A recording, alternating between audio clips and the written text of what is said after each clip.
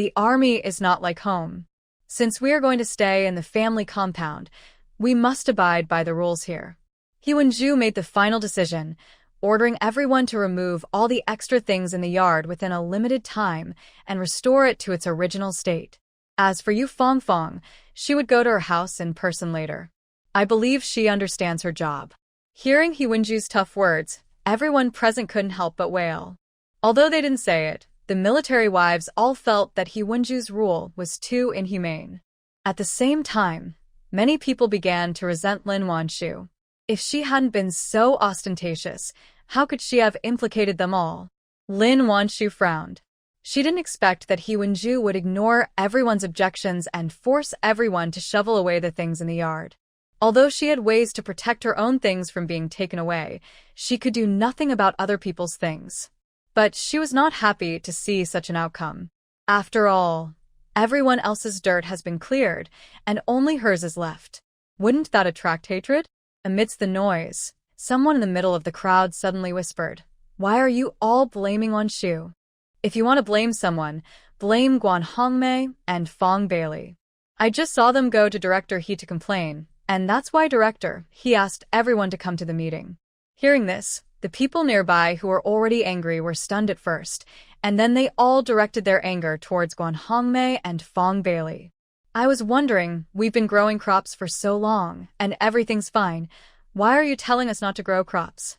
It turns out it's you who did it. After all, Yu Fongfong and Sun Fangling's flowers also attracted the envy of everyone at the time. But everyone was just envious. How could they actually go and report it? This behavior that harms others and does not benefit oneself directly aroused public anger. Guan Hongmei was originally instigated to report the incident. How could she have expected this to be the outcome? Looking at those pairs of angry eyes, she felt guilty and scared. "Everyone listen to me. I didn't mean it." She simply felt that Lin Wanshu's flowers were too flashy. In a place like a staff housing estate, how can one decorate one's home to look like a garden? What if someone with ulterior motives comes and reports it to the higher authorities? Fong Bailey's face turned pale and blue. She didn't expect things to turn out like this. Faced with the constant questioning, she was extremely panicked. He Wenju didn't hear anyone expose the matter just now. Now seeing the complaints from the crowd, she lost her confidence. If she had known they were so opposed, she should not have been so impulsive to hold this meeting. It's all the fault of those two people. They've been promoting themselves and letting her catch an example to establish her authority. Now that he hadn't caught the typical example, he had offended most of the military wives. This made her unable to help but blame Guan Hongmei and Fong Bailey. But after all, she is a director now. Even though she had a lot of complaints in her heart, she still maintained a dignified look on her face. "Stop arguing, go back and check and clear out any extra stuff. I'll check the day after tomorrow." Then, she turned to Lin Wanshu and said, "Comrade Lin Wanshu, I heard that your family has built a pavilion and dug a fish pond. Can you restore it to its original state in 2 days? If not, I will call someone to help you." It sounds like they are helping her, but in reality, aren't they just afraid that she won't demolish it, so they just call people to help her do it? Lin Wanshu was SBE Peshless. "Director He, are you sure you want to dig up my herbs?" He Wenju couldn't help but frowned, with a bad feeling in her heart. At this moment, a hearty laugh suddenly came from not far away. "I was wondering why the family compound was so quiet. Turns out you're all here." Hearing the laughter, everyone turned around and saw a middle-aged woman in a linen suit leading a few people walking towards them. "It's Sister Lu," someone exclaimed, his voice full of excitement. The other military wives heard Sister Lu's words. Their eyes lit up. "It's really Sister Lu. Why is she here?" It turned out that the visitor was Lu Peilon from Wen City Propaganda Department, who was also the daughter-in-law of the division commander Chen Lied. As a military wife of a subordinate unit of the 12th Division, there were few people who didn't know her. Firstly, because she was from the news department, they could occasionally see her interviews in the newspapers. Secondly, she was easygoing and had come to their family compound more than once to provide comfort. Therefore, except for the new military wife, everyone was very familiar with her.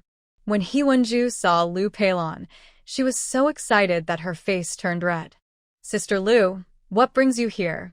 As she spoke, she walked quickly forward and shook hands with the other person respectfully. Lu Peilon was a cheerful person. After shaking He Wenju's hand, she said, I came here today on a mission. Seeing her happy face, He Wenju became even more excited. Is there something good? Sister Lu, can I ask what's going on? He Wenju's gaze fell on the comrade carrying a camera behind Lu Peilon, and there was an indescribable fanaticism in her eyes. They are comrades from the newspaper. Could it be that they are here to interview me? Lu Peilon did not keep the secret and said cheerfully, It's a good thing. The prescription provided by Comrade Lin Wanshu played a huge role in the disaster relief process in Wen City. I came here not only to commend Lin Wanshu on behalf of the division, but also to interview her. It turns out that the area affected by the disaster this time in Wen City was not limited to Shangpa Brigade. There are also other places where disasters of varying degrees have occurred. Lin Wanshu's powder is effective in stopping bleeding, and the recovery SPE-PED is much faster than other medicines. What this means to the troops is self-evident. Hearing this, He Wenju's smile froze on her face. Clearly knew every word the other person said, but why was it that when they were put together, she couldn't understand?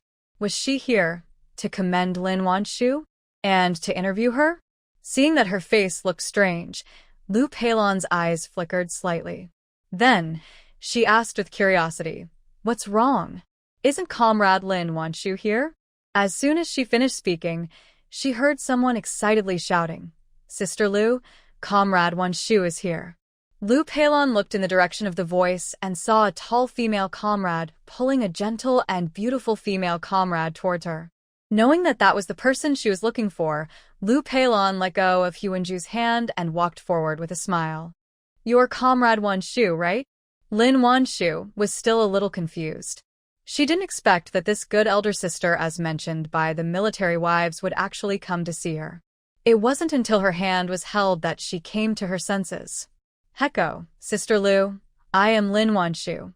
When Lu Peilon saw her fair and beautiful face with clear eyes, she couldn't help but feel attracted to her. My husband, Chun, has praised you and your wife more than once. Today, I finally got to see you. Lu Peilon was also impressed by Qin Yan. After all, the young man is not only handsome, but also has outstanding abilities. Unexpectedly, the wife he married was no less impressive. Hearing that the teacher actually praised Qin Yan and Lin Wanshu more than once, everyone present was envious. Lin Wanshu felt Lu Peilon's kindness and quickly relaxed. She had dealt with the news department in her previous life, so she was naturally adept at this kind of communication. The two hit it off immediately and soon started chatting to each other. He Wenju, who was standing next to him, had a face that turned blue and red, and it looked really weird. All the military wives were present, and the venue was spacious enough, so Lu Peilon asked He Wenju to decorate the venue and turn it into a commendation meeting. Such a change was like a slap in the face to He Wenju. After all, he had just been sitting in this position and criticized Lin Wanshu. Now the venue has been directly changed into a commendation meeting. How embarrassed is she? But the other party is not only the commander's wife, but also works in the propaganda department and news bureau of Wen City. How dare she say no? Finally, He Wenju forced a smile and directed the other military wives to go to the warehouse to get the red cloth that would be used for the commendation meeting. But before the military wives could leave, they were stopped by Lu Peilon. No, we brought it with us. You just need to find a board. As she said that, she asked the people accompanying her to take out a large box. To see how well prepared they were. She really just arrived? How did she move so many things here so quietly? But they didn't have time to think about it. Lu Peilon and his entourage quickly set up the venue. Above the bright red and festive background, there were 4 big characters hanging. Commendation meeting. After the venue was set up, the commendation meeting began. What's funny is that the content of the commendation meeting was completely the opposite of the meeting He Wenju had just held. As fierce as He Wenju's criticism just now was, Lu Peilon's praise now was just as enthusiastic. We thank Comrade Lin Wanshu for her selfless dedication.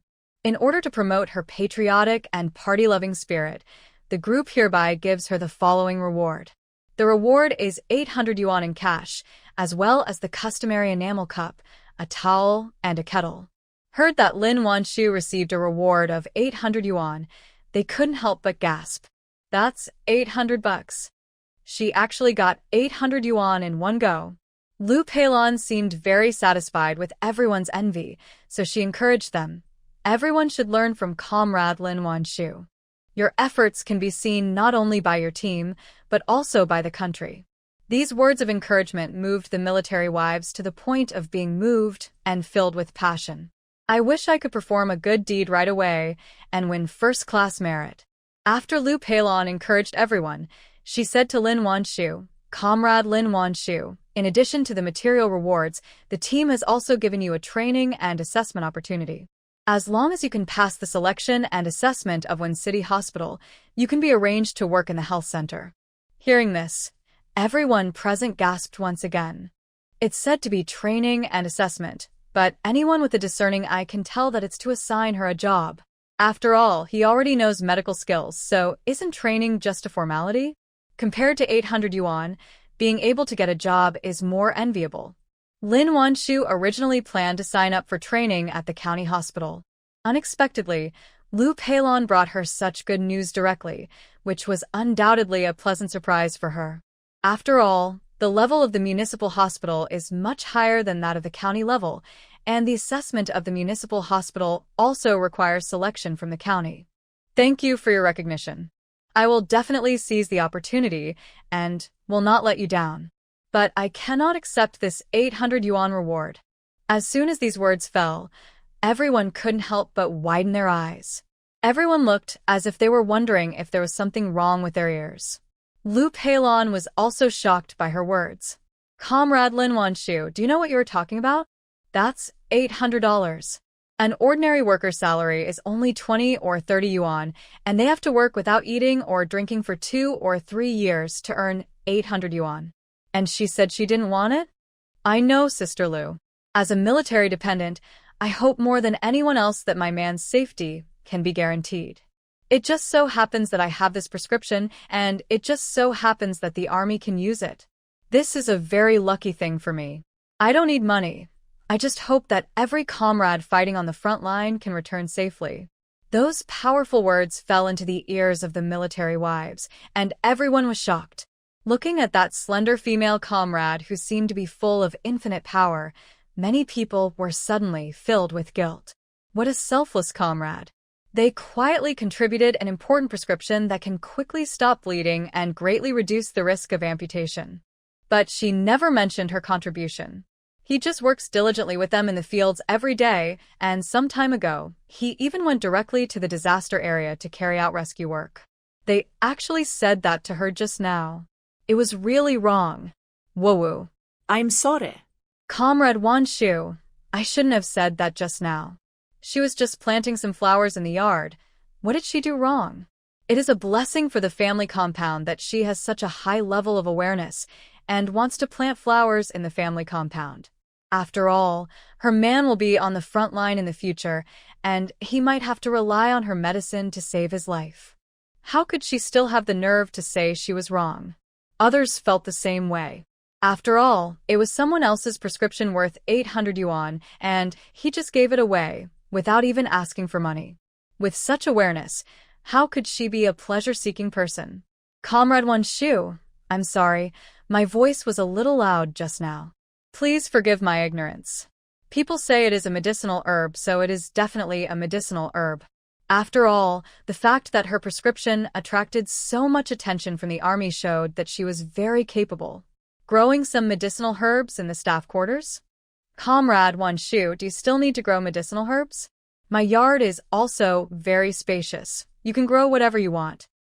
Lin Wanshu was surprised and touched that she didn't expect that just a few words would elicit so many apologies. At the same time, there is a hint of shame. She knew in her heart that she was not as selfless and great as they thought. After all, she has space, supplies, and money, and these 800 yuan are nothing to her. Even if she didn't have these, she wouldn't take the money. Because she is selfish. This prescription is priceless. How can it be measured by $800? When she took the money, the value of her contribution was greatly discounted. Seeing the military wives' wholehearted gratitude and protection for her, Lin Wanshu felt mixed emotions. Lu Peilon already had a very good impression of Lin Wanshu, and now seeing that she was so enlightened, she liked her even more. She is also willing to give some extra advice to juniors she likes. Silly child, this money is only for you, just accept it. Lin Wanshu was naturally grateful for her kindness. Since Sister Lu has said so, I will accept it. As soon as these words were spoken, the military wives, who had originally felt grateful and guilty, felt an indescribable awkwardness and weirdness in their hearts. It was as if all the emotion I had just felt wasted. After a moment of silence, Lin Wanshu spoke again. I'll take the 800 yuan, but I want to donate it to the children in the disaster area as a medical fund. Anyone who is sick and can't afford to see a doctor can apply for medical treatment from this fund. Hearing this, the military wives, who had felt a little awkward just now, were once again overwhelmed by guilt and emotion. It turns out that they wanted to donate the money. It's a pity that they looked so much like her just now. Compared with her selflessness, they are really judging others by their own standards. At this moment, Lin Wanshu's image in the hearts of the military wives has reached an unprecedented height. 800 yuan. She said she would donate, so she donated. They asked themselves if they would ever be able to have such courage in their lifetime. Even Fong Bailey, who had thought she was hypocritical just now, couldn't say a word against her. Nonsense, if anyone offers 800 yuan to pretend to be sincere, she will admit that it is real. That's $800. Not $8. Lin Wanshu was so heartbroken that she could hardly breathe. Lin Wanshu, you don't want the $800? Tang Qian covered her chest, looking like she was about to faint at any moment. That's $800. What a spendthrift girl. Just donate it as soon as you say so. If you bring it back, even if you reward her with 10. No. $1. That's fine. Lu Peilon was once again shocked by Lin Wanshu's words. When she came to her senses, she said, okay, several times. You are worthy of being an excellent military wife in our army. Your spirit is worth learning from for everyone. As a journalist by profession, she likes people like this who have great topics and profound ideas from the bottom of her heart. At the moment, Anne just pulled Lin Wanshu to take photos and interview. He Wenju looked at the woman who was the center of attention, and her teeth almost broke. It was obvious that he was planning to punish her as an example in order to establish his own authority. Not only did the purpose of punishment not get achieved, but the person was also commended and would even be featured in the newspaper soon. When she thought about how she would soon be featured in the newspapers, He Wenju's heart felt like it was being gnawed by countless ants, and her eyes seemed to be poisoned. Lin Wanshu. The interview lasted for more than an hour. In this day and age, even televisions are rare commodities, and the media is basically dominated by newspapers. Being featured in the newspaper is a matter of honor for the family. Therefore, even though the military wives could not see the people being interviewed in the conference room, they still refused to leave. They were wandering outside the meeting room. After waiting for a long time for Lin Wanshu to come out from the meeting, the military wives all surrounded her. Wanshu, do you still have medicinal herb seeds planted under the fence? I want to plant a few too. She is beautiful and can make medicine. Who wouldn't be attracted to her? Wanshu, I heard that your family also planted mosquito repellent grass, which is very effective. Can I cut some branches and bring them back for cuttings? Everyone chatted with each other and soon surrounded Lin Wanshu enthusiastically. As for what He Wenju just said about asking them to clean up the plants at home, sorry, the wind was too strong and I couldn't hear you. If only one person didn't want to remove the plants, He Wenju might not be able to convince him, but now no one is willing to remove the plants, so the only one who can compromise is He Wenju. After all, their men are all soldiers. Could she force them? The superiors will not allow such things that destroy the harmony of the troops. After figuring out the key, the military wives simply ignored He Wenju's murderous gaze. One by one, they chased Lin Wanshu for seeds, who had worked in vain, almost vomited blood. That night, In a mountain village more than 100 kilometers away from Lan County, the entire village was quiet. Only the occasional barking of dogs could be heard. In the quiet night, a figure sneaked into an abandoned house. The house was probably left by the previous landlord. Although it is dilapidated, one can still see its former grandeur. At this time, the whole house was overgrown with weeds and the ruins were covered with spider webs. The dark and thin man nimbly passed through the fallen beams and came to one of the houses with a big hole in the roof. The moonlight passed through the hole and fell into the dark room, and the ground reflected the pale moonlight. The man tiptoed to a corner of the room, then moved the broken bed away, revealing a protruding wooden board underneath. After the wooden board was moved in, a ray of light suddenly appeared from underneath. Coming from a dark tunnel, the man climbed down the tunnel with familiarity and then moved the bed and the wooden board back to their original positions. The tunnel was a bit narrow, but the air was surprisingly not stuffy. With the help of the dim kerosene lamp, the man walked flexibly into the depths of the tunnel. After walking about 100 meters, a fierce quarrel suddenly came from the front. I want to see him alive or dead. How many contributions has Lao Fong made for us? Now there's been no news for more than a month, and you still want me to stop sending people to inquire. I can't do it. Fu Yudao slammed the table, his dark face full of indignation. Looking at his irritable face, Du Tonghai felt anxious and helpless. It's not that I don't want you to find out, but don't act rashly. If we're not careful, we'll all be in trouble. Although they have now gained the upper hand in the war against the United States, they still have to take a long-term view when facing China. We are almost driving the United States out, so why should we be afraid of a poor country like that? Fu Yudao obviously looked down on Du Haidong's cowardice. In his opinion, they should have taken over Wen City directly while morale was high. Catch China off guard. Now, just secretly controlling a few small villages can no longer satisfy his appetite. But Du Haidong is not so arrogant. Apart from other things, the tunnel warfare and guerrilla tactics were all taught to them by the Chinese nation. If he acted rashly now, he was afraid that he would be killed before he could even start. The two were in a stalemate. The dark and thin man said anxiously, "It's bad. According to the news sent back by our people, the entire cave in Dongtu Mountain has been destroyed." What? Upon hearing this, Fu Yudao and Du Haidong felt a jolt in their hearts. How did they find such a hidden place? And you killed them all at once? Darn it, I'm going to kill them. Fu Yudao pulled out a gun from his waist and walked out aggressively. Just as he walked into the tunnel, suddenly, a gun was pressed against his forehead, and at the same time, the gun in his hand was snatched away in an instant. Don't move. Fu Yudao heard a very low-pitched threat. Realizing that the trigger was about to be pulled at any time, Fu Yudao, who was originally furious, suddenly felt as if the blood in his body was frozen. Several dull sounds of puff puff puff were heard one after another in the corridor. It sounded like some heavy objects were falling to the ground one after another. Run. They are Chinese soldiers. Suddenly someone shouted, and then a gunshot was heard in the basement. Fu Yudao never thought that they could sneak into their intelligence department without making any noise. His legs and feet suddenly went limp. The next second, he felt a sharp pain in his neck, his eyes went dark, and he fainted. The basement was in chaos, with gunshots ringing out one after another. However, the man who came was so elusive that not only did he fail to hit them, but people on their side also fell one after another.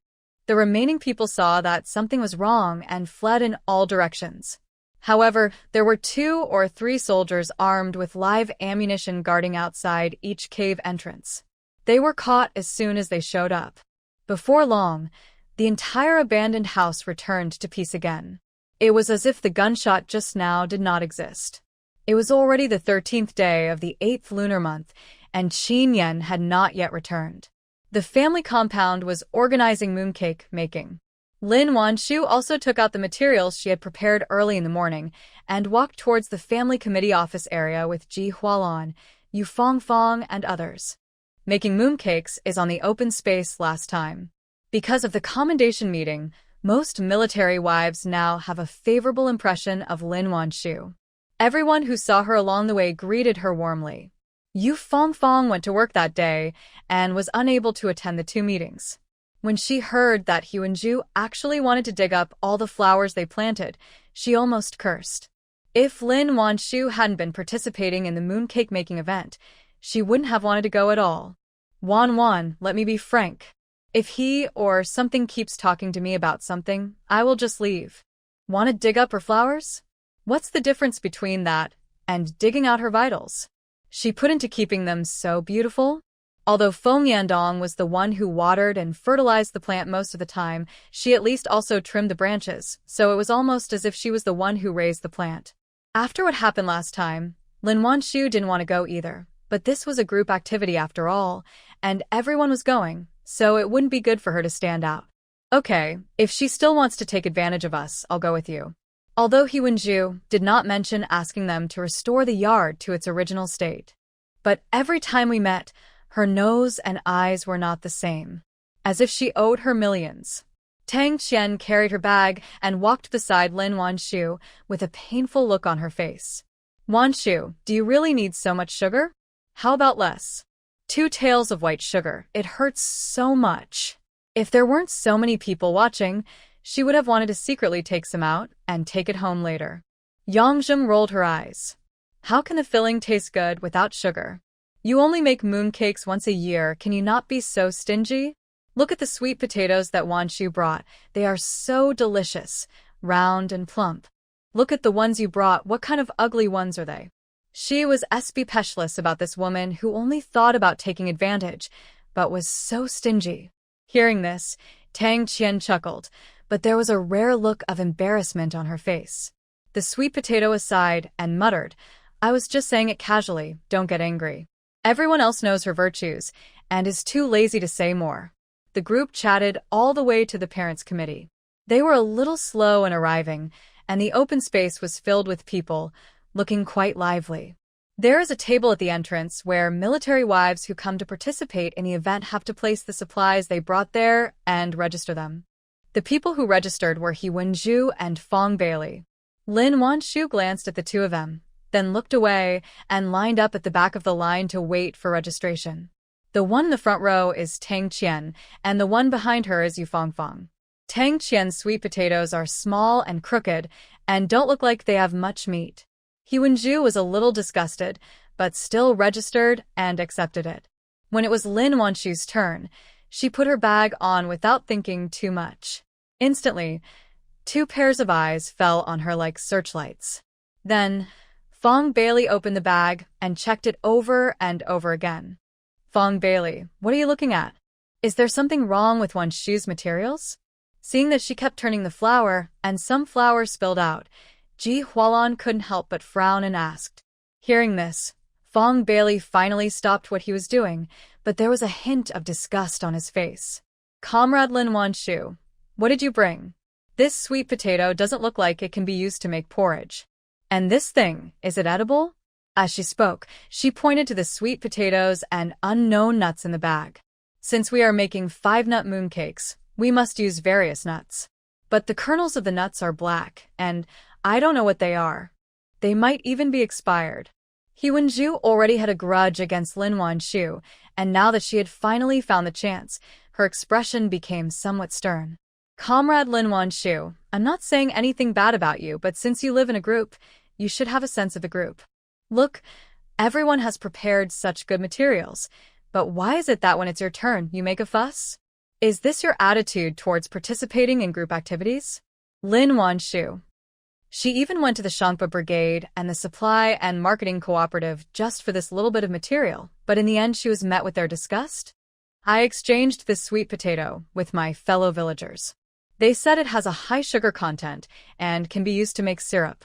And this is called black-skinned 5-spice peanuts. My husband's comrade-in-arms sent it to me. I couldn't bear to eat it, so I took it out to share with everyone. Since you are so disgusted with it, then return these to me. As she spoke, she reached out and took back the bag that had been turned into a mess. Yu Fangfang was not happy to come in the first place, and now that she saw that they were indeed looking for trouble with Lin Wanshu, she immediately became angry. What's wrong with her materials? Anyone with eyes can see that they are good stuff.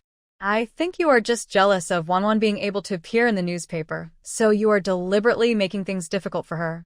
It turned out that Lin Wanshu's last deeds had been compiled into a personal interview and published in Wenshur Daily. As soon as the newspaper came out, the entire army was in an uproar. After all, these are the people around them. Being featured in the newspapers, rounded up, is like they have met a celebrity. How can everyone not be excited about this wonderful feeling? Only He Wenju failed to catch the typical example and was slapped in the face instead. When she saw that Lin Wanshu was really in the newspaper, she was very upset. Now that Yu Fangfang had revealed her thoughts, she looked a little unhappy. But because the target was Yu Fangfang, she endured it and said with a smile, "Comrade Fangfang, you are too kind. I am just doing my job. After all, there are so many people making mooncakes together. I have to check the quality to prevent someone from making up the numbers and ruining the good mooncakes. Don't you agree?" Yu Fangfang was too lazy to listen to her bullshit. She reached out and picked up the black peanuts from Lin Wanshu's bag, put them in her mouth, and started chewing. As the crispy and delicate peanuts are chewed, a rich aroma spreads in the mouth. The food was so delicious that Yu Fangfang couldn't help but squint her eyes. Since they don't know how to appreciate such delicious food, let's take it back and eat it ourselves. Having said that, Yu Fangfang took Lin Wanshu's hand and turned to leave.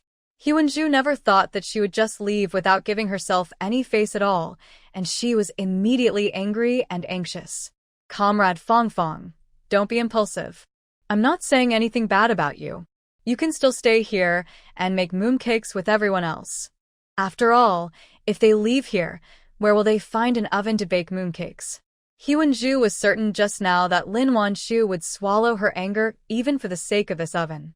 Her original intention was just to vent her anger, but she never thought that they would leave without hesitation. How can He Wenju save face? Come on, I have no interest in participating in such an unfair activity, Yu Fangfang said without turning her head. When Tang Qian saw that both of them had left, she gritted her teeth and took back her bag. "I'll just take this sweet potato home and cook it for myself and not participate in the mooncake making activity." Although her sweet potatoes did not look good, they were what she had saved for a long time and were her treasures. She felt a little unhappy because she was disliked just now. Lin Wanshu and Yu Fangfang both left. Ji Hualan hesitated for a moment and then ran after them. "I'm sorry, Director He. I just remembered that my second child wet the bed, so I have to go back and wash the quilt, so I won't be here." Many military wives who had been good friends with Lin Wanshu were unwilling to stay after seeing that they had all run away. They gritted their teeth and didn't care whether the oven was on or not. They all found excuses to leave. 6 or 7 people ran away at once, and He Wenju's face turned as black as the bottom of a pot. There was still a small number of military wives who were on good terms with Lin Wanshu. Although they sympathized with Lin Wanshu being bullied, they had no choice but to stay when they thought that they would have no ovens to make mooncakes after they left. Lin Wanshu didn't expect that so many military wives would follow her, and her heart was immediately moved. But in addition to being moved, she couldn't help feeling a little guilty and worried. "I'm so sorry, sisters-in-law. Because of me, you can't use the oven." Although she didn't care whether there was an oven or not, others were obviously looking forward to this annual event. Now that their activities were ruined because of herself, Lin Wanshu felt very sorry. "Hey, what are you talking about? It's just a mooncake, right? If we can't make it, can't we just go buy it ourselves?" Anyway, Ji Hualan couldn't bear to watch Lin Wanshu being bullied. "That's right. Let us go to the supply and marketing cooperative later and buy a tube each. Let them eat till they're dying of greed," Yu Fangfang also said angrily. Tang Qian was reluctant to spend the money, but for Lin Wanshu, she patted her chest and said, "Yes, we'll go to the supply and marketing cooperative later, one for each of us, and eat all the way back." By not making steamed buns. Why did she keep making things difficult for Lin Wanshu? She is such a nice person, but people gave her the $800 prescription without even blinking an eye. If she doesn't protect someone like this, is she going to just watch her get bullied? Hearing everyone's words of comfort, Lin Wanshu's eyes became a little warm. Thank you, sisters-in-law, for protecting me. I will make some fresh mooncakes for everyone to taste later. When they heard that she was going to do something new, the eyes of several military wives suddenly lit up. What kind of mooncake is it? Is it filled with red bean paste? Tang Qian asked expectantly. I guess it's crystal mooncake. Zhong Fengshu is from a southern province and crystal mooncakes are a specialty there. There are not only sweet winter melon candies but also fatty meat in it. She will be happy for the whole year if she can eat a piece of crystal mooncake. Hearing their speculations, Lin Wanshu didn't know whether to laugh or cry. Neither. The mooncakes I want to make don't need to be baked. No need to bake? What will it look like? Several people asked in surprise. You will find out in a moment. Lin Wanshu kept the secret. Several of them knew Lin Wanshu's craftsmanship, and when they met her mysteriously, they were all looking forward to it. What Lin Wanshu actually wants to make is snow skin mooncakes. Of course, in addition to snow skin mooncakes, she has not given up making traditional baked mooncakes. Therefore, before making snow skin mooncakes, she drew a blueprint and asked the military wives to make an oven. Then, she took out some salted duck eggs, as well as taro, lotus seeds, brown sugar, and other ingredients. Tang Qian's eyes widened. Wanshu, you're not going to use these duck eggs to make mooncakes, are you? Those are duck eggs. Make mooncakes? It was really new. She had never heard of it before. Zhong Fengshu is from Eastern Province, and she felt more at home when she saw the salted duck eggs and lotus seeds. Wow. Wanshu, how come you can even make lotus seed paste mooncakes? Although crystal mooncakes are delicious, her favorite is lotus seed paste mooncakes. The delicate and sweet lotus paste paired with a slightly salty egg yolk is simply divine. She has only eaten it once in her life, and she has been thinking about it till now. Unexpectedly, after running away with Lin Wanshu, she would have the opportunity to taste lotus seed paste mooncakes. Zhong Fengshu suddenly felt that her trip was worth it. Others are also looking forward to it. While Lin Wanshu was preparing the filling, Yang Zheng and Tang Qian had already started setting up the oven. There aren't many of them, so they don't need to build a too big one. Were extra bricks in the family compound, and with some mud dug from the fields, a simple oven was built in no time. Jian Hongmian made the fire, while Ji Hualan was responsible for making the syrup. Making sugar syrup is a technical job. Not only do you need to control the heat, but you also need to be able to read the color of the sugar. Fortunately, Hualan had gone through this several times before, so it wasn't difficult, just a little strenuous. The syrup has turned into an amber color and become stringy. Mix it with flour to mix with the noodles. The ratio of flour and syrup is weighed in advance to avoid unreasonable ratio, which may cause the mooncake skin to crack or become shapeless during baking. Fortunately, these problems did not pose any difficulty for Ji Hualan and Jian Hongmian. Yu Fongfong is the only one who has the most free time in the whole yard. The main reason was that she really didn't know how to make these things, so in the end she could only move a small stool and peel melon seeds and peanuts with a few little kids. Xiao Miao Miao is the most diligent. She helps to peel melon seeds, then helps to knead the dough. When she sees her mother steaming ice skin, she is eager to help. The result is naturally that the more you help, the more trouble you make.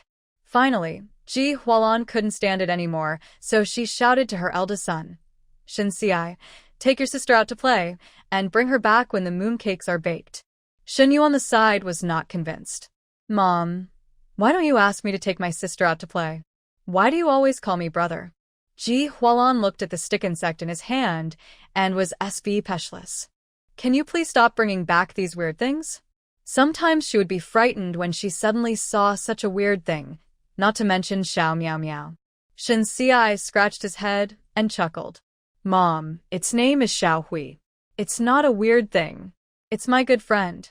Ji Hualan. Finally, she was too lazy to care about her troublesome son, so she waved her hand and told him to take his little gray away. When Shen Yu saw that Shen Xiai was taking his sister to wash their hands, he hurried after them. Sister, look at my new friend. But before he could catch up with the man, Xiao Jianxi arrived. I saw him holding a few flowers in his hand and running towards Xiao Miao Miao excitedly. Sister, these are the flowers I picked for you. Are they pretty? Yu Fangfang saw the pink rose in her son's hand out of the corner of her eye, and suddenly her vision went dark. Feng Jianxi, how dare you pick my flowers? That was her most beloved pink piece. It was destroyed by him just after it bloomed? Xiao Jianxi heard his mother's roar. How could he care about sending flowers? Wow. The tigress is showing her power. Run. With a loud roar, he picked up a few flowers and ran away. Behind him, a shoe flew past, barely brushing his shoulder. Almost hit, so how could Xiao Jianxi dare to stop? He immediately ran faster. The military wives all laughed so hard when they saw the drama that the mother and son would perform every now and then. We were busy working and chatting at the same time, and before we knew it, 2 or 3 hours had passed. All the fillings are ready, and Lin Wanxu's snow skin is also steamed and cooled. When the military wives saw the milky white and delicate pink ball in Lin Wanxu's bowl, they were all stunned. Wan, is this the snowy skin you mentioned? It smells so good. And it is wrapped with her favorite taro paste. Yu Fangfang is drooling just by looking at it. The others also had their eyes on other fillings and were eager to try making one themselves. Lin Wanxu wrapped the filling into the ice skin and pressed it with a stamp, and an exquisite mooncake was ready. The first one made was the taro mooncake, which Lin Wanxu handed directly to Yu Fangfang. Try it. Yu Fangfang widened her eyes and took it in surprise. Can we eat this directly? Lin Wanxu nodded. Hearing this, Yu Fangfang couldn't help herself any longer, picked up the snow skin mooncake, and took a bite. The milky-flavored ice skin wrapped with soft, glutinous and sweet taro filling was so delicious that Yu Fangfang almost cried. How can there be such delicious mooncakes? The unique taste captured her at once. Tang Qian couldn't help swallowing her saliva. Wanxu, you can't be so partial and give it to her and not to me. She also wants snowy mooncakes. She wants mung bean and walnut flavors. Lin Wanxu did not let them down and soon gave each of them a mooncake. The baked mooncakes are not ready yet, but everyone is already eating the novel snowskin mooncakes, and everyone is very satisfied. Soon, the children came back. Lin Wanxu also gave one to each of them. The children went out happily holding the mooncakes. And they didn't just eat it directly, but showed it off everywhere in the family compound. Where else have other children seen such novel and beautiful mooncakes? They were all crying with greed. They all ran to the threshing ground to find their mothers, crying and making a fuss, insisting that they make snow-skin mooncakes. Have you ever heard of snow-skin mooncakes? In this day and age, people are happy just to eat 5-nut mooncakes. Who would be picky? But the children didn't listen at all, and insisted on eating snow-skin mooncakes, no matter what. Especially Tingting, the daughter of Huanju, who cares most about face. Seeing that other children had such exquisite mooncakes but she didn't, she squatted on the ground and cried. In the end, Huanju had no choice but to ask around to find out where the snow-skin mooncakes came from. Director He, I found out that this snowy mooncake was made by comrade Lin Wanxu. To hear that the snow-skin mooncakes were made by Lin Wanxu. Where did she get the oven? After all, the military wives had never seen snow-skin mooncakes. When they learned that they were also making mooncakes, their first reaction was, how could they make them without an oven? The mooncakes don't need to be baked, they smell like milk, so delicious. The child drooled as he spoke, obviously very greedy. After hearing this, Tingting cried even harder. I want snow-skin mooncakes, Mom. Please make them for me. Her father is the head of the group and her mother is the director of the parent committee, so she should eat the best. Originally planned to ask for the recipe, was so embarrassed when she heard that Lin Wanxu had made the snow-skin mooncakes. There was no other way. She could only turn around and comfort Xiao Tingting. Tingting, be good. Snow-skin mooncakes are not good. Mom will make you your favorite 5-nut mooncakes. But how could Tingting listen to her? I don't want 5-nut mooncakes. I eat this every year. If you don't make me snowy mooncakes, I won't eat tonight. In the end, she simply sat down on the ground. Huanju felt extremely embarrassed when she saw the gazes coming from all directions. Gritting her teeth, she patiently coaxed him. Get up first, and I'll think of a solution later. Although she said so, it was impossible for her to lower her face and ask Lin Wanshu for snow skin mooncakes. The only thing we can do now is to ask someone to give us a hint.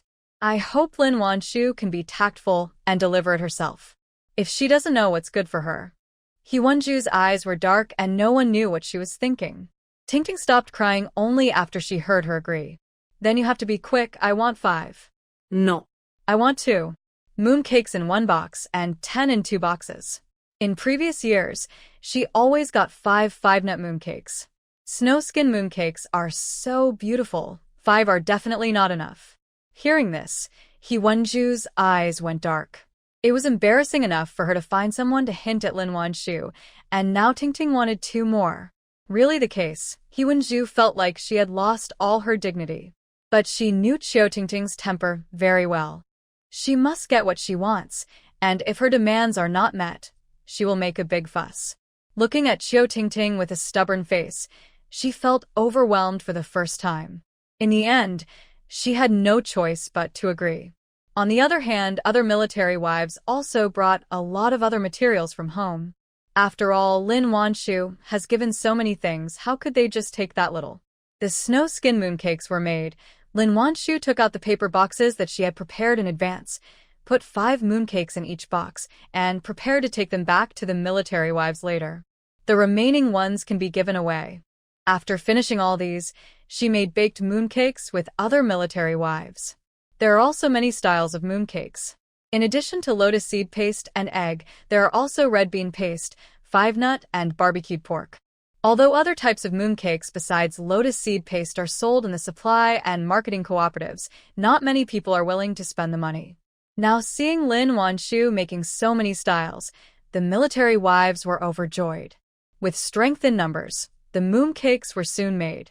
After being printed with beautiful patterns, they were put into the homemade oven for baking.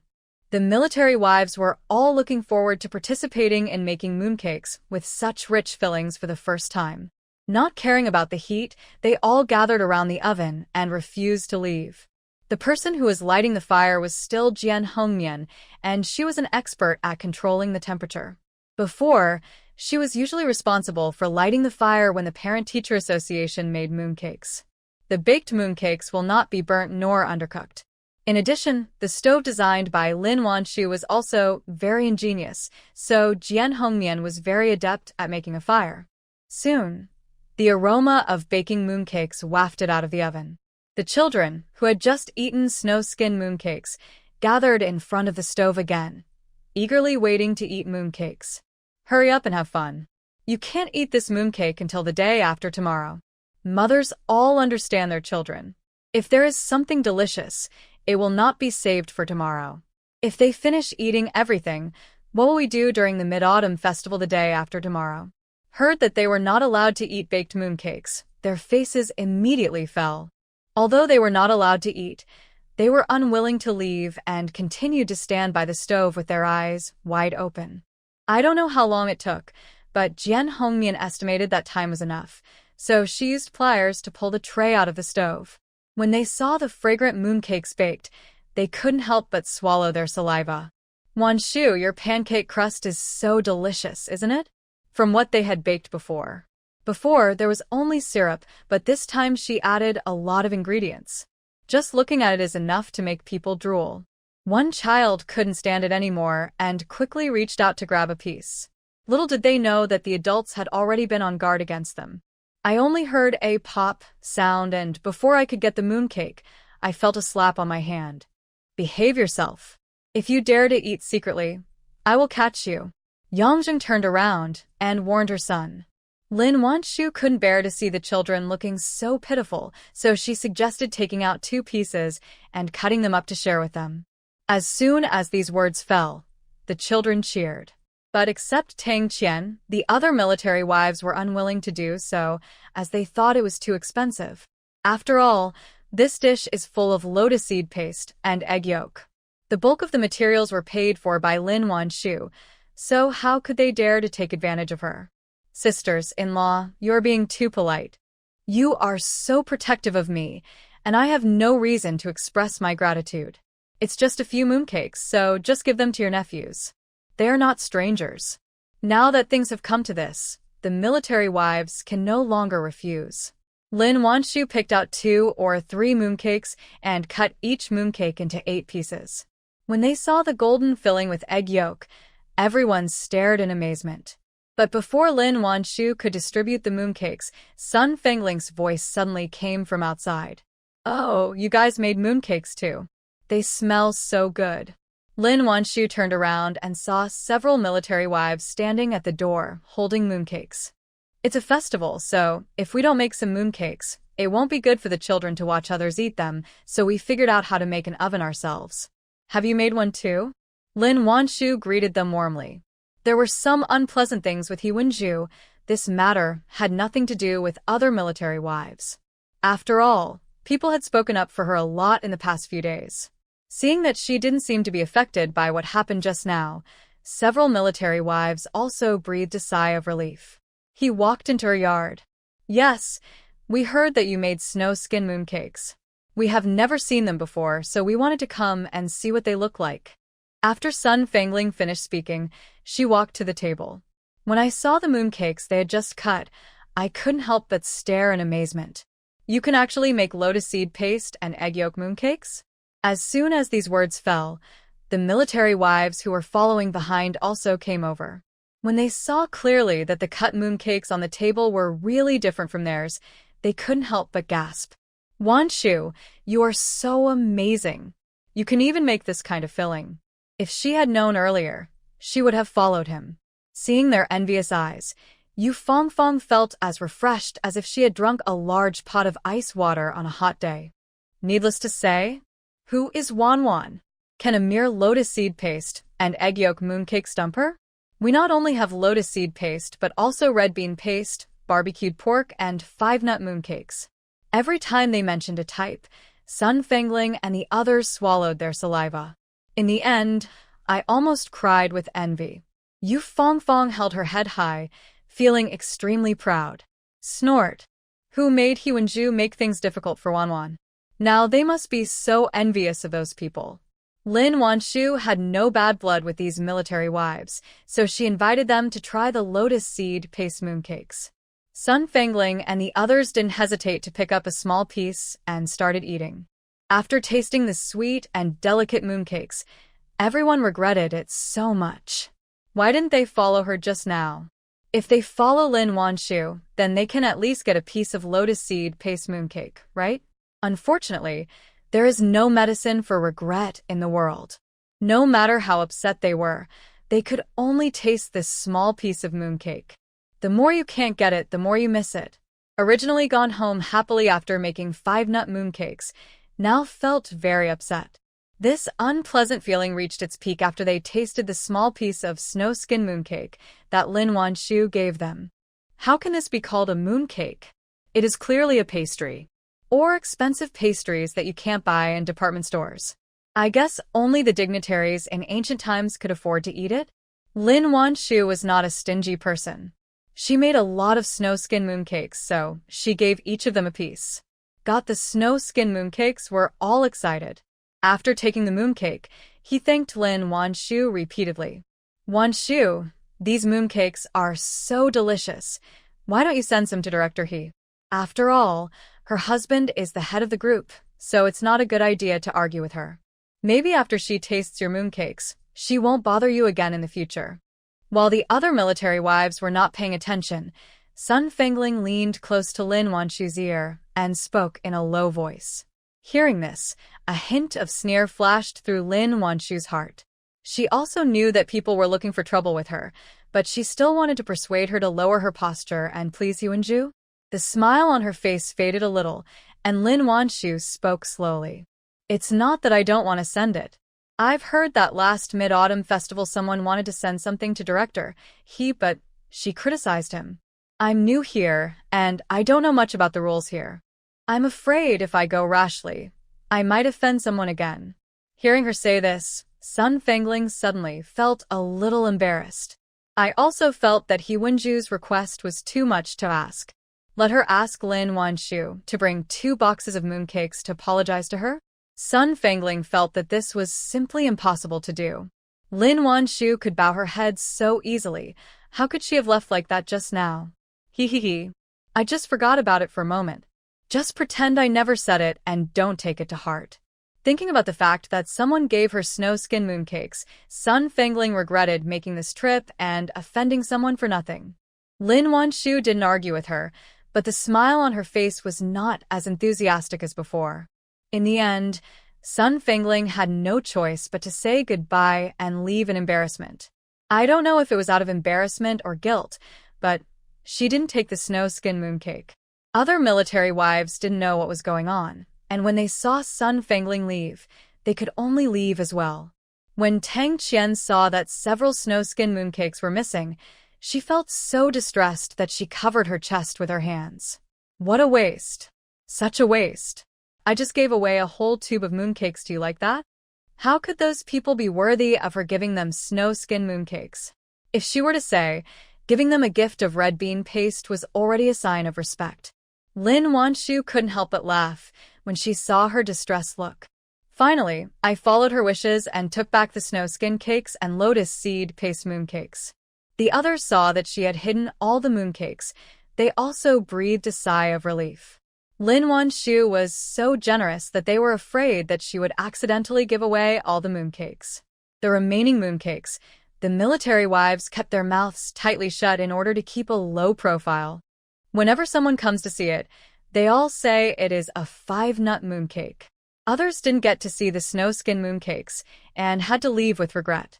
It was almost dark when the last plate of mooncakes was finally baked.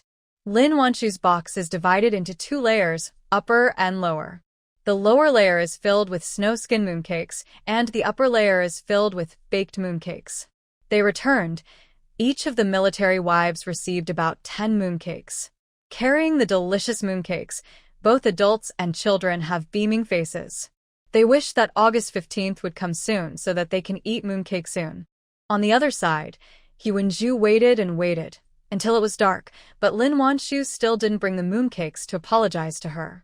A face as dark as water. Mom, didn't you say we can eat snowy mooncakes after dark? Where are the mooncakes? Chiu Tingting had no idea how many times she had gone to the door. Since no one came to deliver anything to their house, she couldn't help but yell at He Wenju. Tingting, don't worry. She should be here soon. He Wenju was already extremely angry, but she still had to patiently come for her. But Chiu Tingting didn't listen to her at all. Wait a minute. How many times have you told me this? I can't even see the shadow of the snowy mooncakes now. After waiting for most of the day, Chiu Tingting finally couldn't hold back her anger anymore and kicked He Wenju. He Wenju gasped in pain. Although she was only 6 or 7 years old, she still felt great pain from the kick. As soon as Chiu Yong entered the door, he saw his daughter kicking her mother, and his face immediately turned black. Chiu Tingting. Hearing her father's deep voice, Chiu Tingting was startled. She dodged and hid behind He Wenju, trembling. In the staff housing compound, Chiu Tingting was fearless except for her father. As long as he is at home, she is like a cat seeing a mouse. Now her father seems to be angry. How can she not be afraid? Seeing that Chiu Tingting was frightened, He Wenju stood in front of her and glared at Chiu Yong. Why are you yelling at her? Look how scared you made the child. Chiu Yong hadn't even started to curse yet, but she already started to defend him, and veins popped out on his forehead. He Wenju, just indulge her. She has the guts to hit you now. If you don't care about it, won't she go on the roof and cause trouble in the future? But when He Wenju heard this, she felt that he was deliberately making things difficult for her. Doesn't he just look down on my own way of education? Listen to what you say. Are you talking like a human being? You've been away from home all year round, and now my daughter and I have finally come to join the army, and you're still scolding her. Is there any father like you? Hearing her say this, Chiu Yong felt powerless. Old people always say that a child's character can be seen at the age of 3. My daughter is almost 7 years old. If I don't correct her now, do I have to wait until she gets married to teach her? But he knew it was useless to say this. His mother had called him many times to tell him about this before, and since she joined the army, They had quarreled many times about the education of their children. Was at its worst, Cheo-young stayed in the military dormitory for a month without returning. Now seeing her nagging about how difficult it was for her to be alone, Cheo-young felt extremely annoyed. The guilt I once felt had long since disappeared with countless quarrels. Whatever you want. As if he couldn't stand her complaints, he left after saying something. Hey, Cheo-young, where are you going? Hyun-ju still had a lot of truths to tell him, but she didn't expect him to leave again. She was stunned. Without caring about anything else, she hurriedly chased after him. But where is Cheo-young outside? Hyun-ju stamped her feet, her face full of anger. She hadn't told him about Lin Wanshu yet, so why did he leave like that? At the same time, Lin Wanshu simply cooked some porridge, took Xiao Miao Miao to eat, took a bath, and went back to the room to sleep. Xiao Miao Miao has been playing for the whole day, and is probably tired. There was no need to coax him at all. He just lay on the bed and fell asleep in no time. After the little guy fell asleep, Lin Wanshu entered the space laboratory. As soon as she entered, the little rabbit ran towards her. Lin Wanshu touched the rabbit's ears and began to check its wounds. After the bandage was removed, the rabbit's wound, which was covered with ointment, was revealed. I saw that the wound that almost broke the rabbit's front limb had begun to heal. Such a discovery made Lin Wanshu feel delighted. It seems that this medicine is very promising. To confirm her idea, Lin Wanshu checked 2 other animals. Without exception, the small animal's wound recovery SP-PED is amazing. After working in the laboratory for a long time, she washed her hands and came out. Next to the spiritual spring in the space, Lin Wanshu built a pavilion a few days ago. There are also stone tables and stools in the pavilion. Before she knew it, she arrived at the pavilion. Reaching out to push away the drooping flower vines, Lin Wanshu sighed in boredom. Qin Yan hasn't come back yet. After August 15th, she will set off for Win City. I don't know how long the training and assessment will take. When she thought that they might be separated for a long time this time. Finally, she poured herself a glass of fruit wine and drank it in silence. The fruit wine was not the one she brought back from Jing City, but the one she made with the fruits from the space in her previous life. After all, the fruits in the space are not comparable to those outside. Even if they're soaked in wine, the wine still has a rich fruity aroma. Lin Wanshu was feeling depressed in her previous life. She would occasionally have a drink in the space. But my alcohol tolerance in this life is really not that good. After drinking a glass of wine, she propped her chin on her hand and looked at the scenery outside the pavilion with a dazed look. As I was watching, suddenly, there was a movement in the space. Lin Wanshu blinked, and the next second, a military green figure came into view. He was tall and straight with long legs, and his solid muscles could be vaguely felt through his military uniform.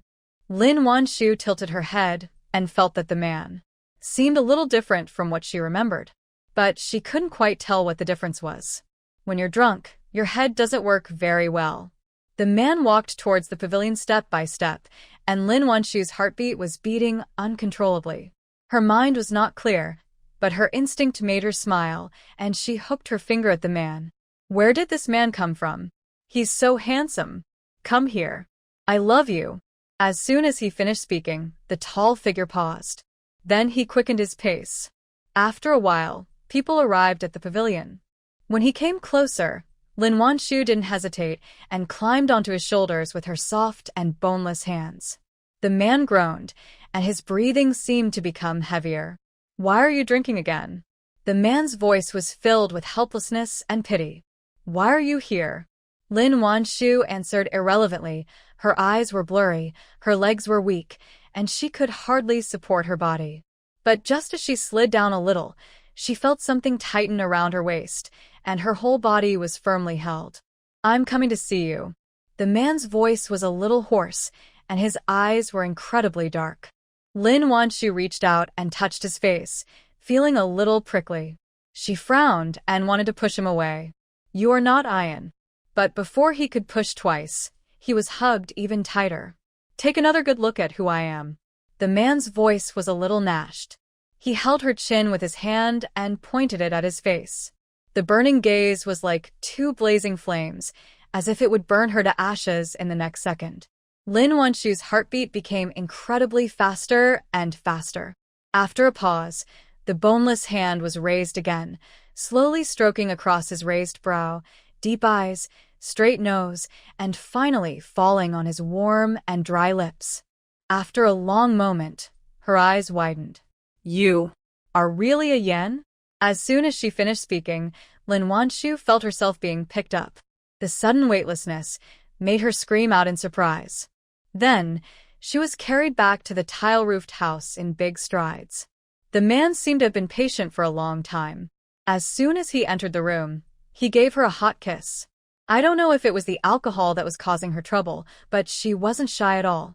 On the contrary, she was very bold. As soon as she was put on the bed, she couldn't wait to wrap her hands and legs around him. Qin Yan took a breath. Without holding back, his kiss became more and more passionate. But before he could make any further move, he suddenly froze. Wan? Qin Yan gritted his teeth. Let me go. Lin Wanshu shook her dizzy head, then she pushed him down with her backhand. Qin Yan didn't know what she was going to do. Looking at the drunken woman, his eyebrows jumped. Then he lowered his voice and coaxed gently, Be good, let me go. Sure. The drunkard made a silent gesture and said vaguely, Don't be afraid. Sister will be very gentle. Seeing her so seductive that he had never seen before, Qin Yan's heart skipped a beat, and the blood in his body surged uncontrollably. Then, the woman who was shy and timid before turned into a fairy. She returned to him all the methods she had used on her before. daughter-in-law. At a certain moment, Qin Yan felt that he might really die at her hands. How can it be so fatal? The night is very long. Lin Wanshu woke up again. It was already dawn. She opened the quilt out of habit and was about to get out of bed when she suddenly felt the same pain as last time, as if she was being torn apart. After blinking for a while, she realized that Qin Yan was really back. What happened last night was not a dream. Lin Wanshu's heart skipped a beat, and her face suddenly became terribly hot. With a whimper, she fell back onto the bed. What did she do last night? Just as I was thinking this, I heard a creaking sound from the door. Then, familiar footsteps were heard approaching the bed. Lin Wanshu. Before her brain could react, she had already pulled the quilt over and buried herself. Qin Yan looked at the little woman wrapped up in a ball on the bed. A smile flashed in his eyes. After a pause, he walked forward. A bony hand grabbed a corner of the quilt and pulled it gently. Wife, are you awake? Lin Wanshu didn't say anything and just pretended to be dead. 2 lives, and she felt terrible. What would he think of himself? Just as she was thinking this, she felt a pair of large hands holding her and the blanket directly into their arms. Then, the man's gentle coaxing voice with a smile came through the quilt.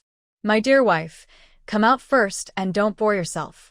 Hearing his gentle and doting voice, Lin Wanshu's face became even hotter.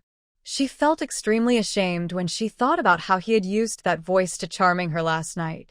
How could he let her do that?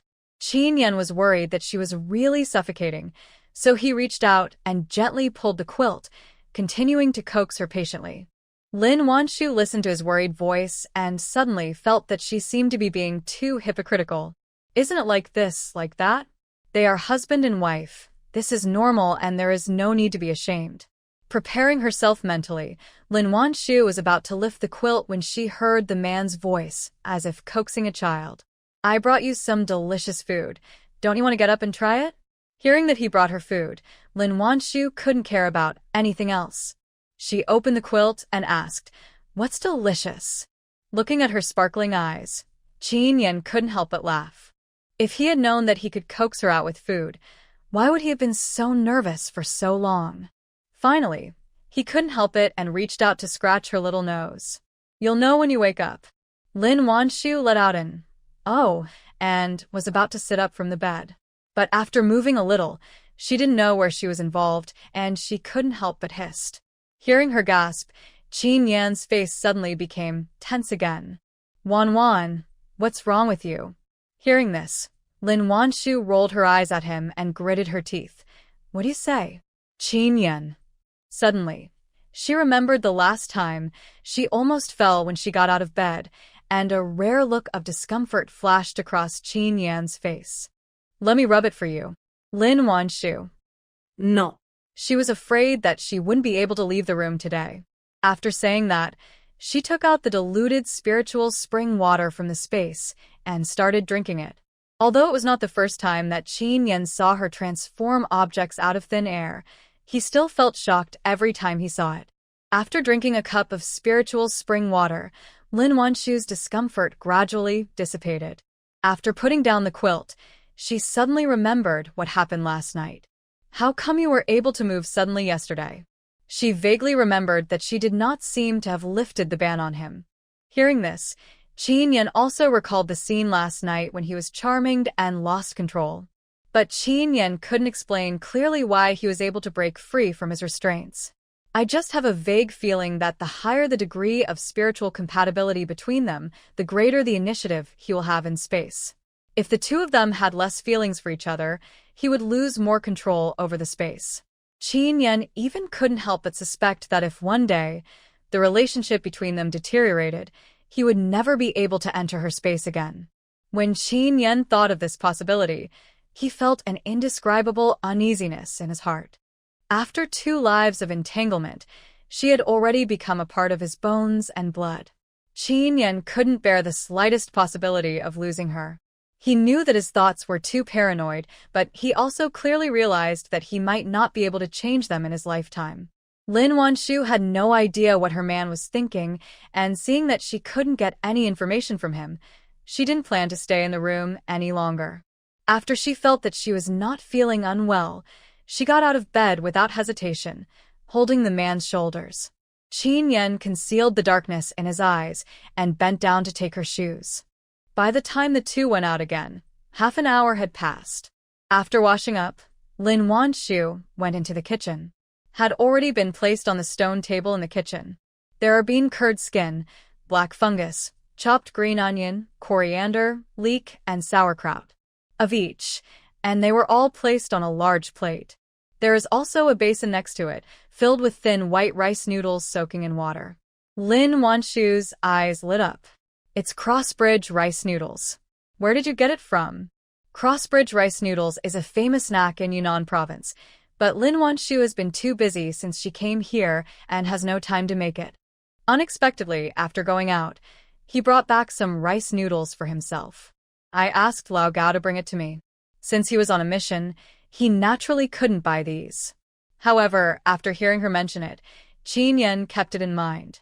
It happened that Gao Wangjin was on vacation when he was on a mission, so he asked him to bring it to him. He went to town early in the morning and bought some meat and bones to make soup. The pot is bubbling right now. Qin Yan didn't know how to cook soup, but after seeing Lin Wanshu cook it, he followed her example and added the ingredients. He didn't add any salt because he was afraid that the taste wouldn't be good enough. Thank you, I love it. Lin Wanshu was not stingy in expressing her joy. She stood on tiptoe and kissed the man on the cheek. What is precious is not the Crossbridge rice noodles, but his thoughtfulness. Just because of my words, he found so many complicated ingredients. It's hard not to be moved by this. Looking at her curved eyebrows and eyes, Qin Yan's heart also softened. It's obvious that she has everything and lacks nothing. But I still cherish everything I give. Even the most inconspicuous little basket was hidden in the tiled house in the space, by her like a treasure. There is no one who doesn't like to be cherished like this. The soup had been simmering for 2 hours. After Lin Wanshu added some simple seasonings to the pot, she scooped out the soaked rice noodles. Qin Yan was not idle either. While his wife was cooking, he spontaneously started a fire. On this side, the couple was making Crossbridge rice noodles, while on the other side, little Meow Meow was playing hide-and-seek with her brothers and sisters. She was young and didn't know how to play. When she saw her brothers and sisters running, she ran after them. Most of the time, she hid in the same place with Shen Xi. But when it was Shen Xi's turn to arrest people, she could only hide with Shen Yu. However, Shen Yu is obviously a very competitive person. In order to avoid being found, he climbed up a tree. Xiao Miao raised her little head high and looked at Xinyu with a puzzled look. Xinyu was afraid that Xiao Miao would expose herself, so he desperately gestured for her to leave. Xiao Miao didn't know whether she understood it or she just felt it was too boring to be alone down there, so she really left. But she was still too young after all, and the place where Xinyu took her to hide was a bit remote, so after walking for a while, Xiao Miao got lost. Looking left and right and not seeing any brothers or sisters, she became anxious. At this moment, someone suddenly shouted from behind, "Hey, who are you?" When Xiao Miao heard someone, she turned around happily. I saw a sister wearing a beautiful dress.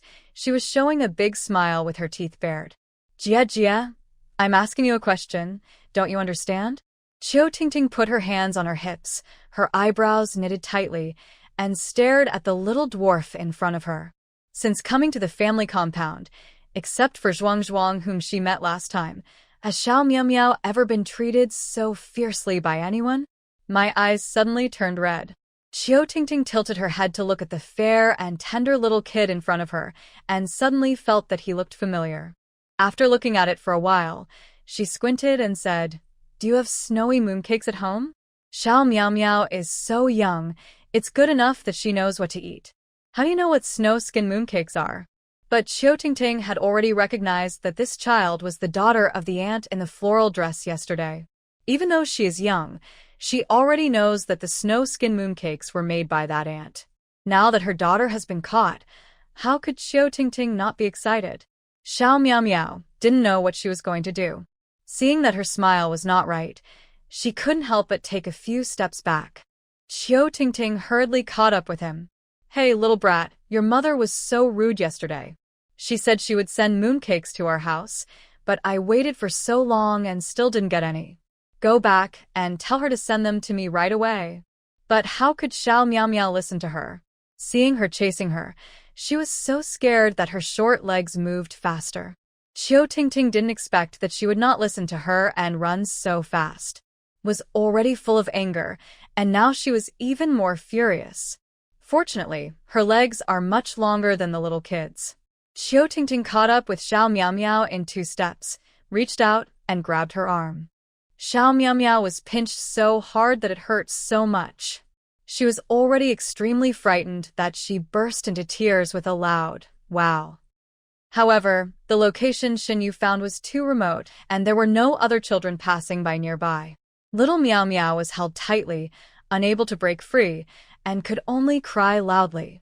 Qiu Tingting was upset by her crying, and fearing that she would attract other children, she couldn't control herself and hit her harder. "Don't cry anymore, or I'll pinch you harder." People are born with an intuitive instinct for danger. Although Xiao Miao is young, she understood Qiu Tingting's threat. She stretched out her other little hand to cover her mouth, and she twitched, but dared not say a word. Seeing that she was sensible, Qiu Tingting was satisfied and continued to threaten. "Go back and bring me 2 buckets of snowy mooncakes. If you don't, I will pinch you every time I see you next time." How could Xiao Miao know what she was talking about? The pain in her arm made her nod instinctively. Seeing her nod and agree, Qiu Tingting finally felt somewhat satisfied. But he was still worried, so he let little Miao walk in front, and she followed behind. He looked like he was going to go back to Xiao Miao's house with her to get mooncakes. Afraid that she would tell the adults about it, she said a lot of threatening words along the way. Xiao Miao's hands were pinched red, and now she just wanted to go home to find her mother. How could she know what she was talking about? Now that they were free, their 2 short legs moved very fast. She finally got home, and as soon as she entered the door, she burst into tears. While Mom hurts as she spoke, Xiao Miao raised her hand and walked towards Lin Wanshu.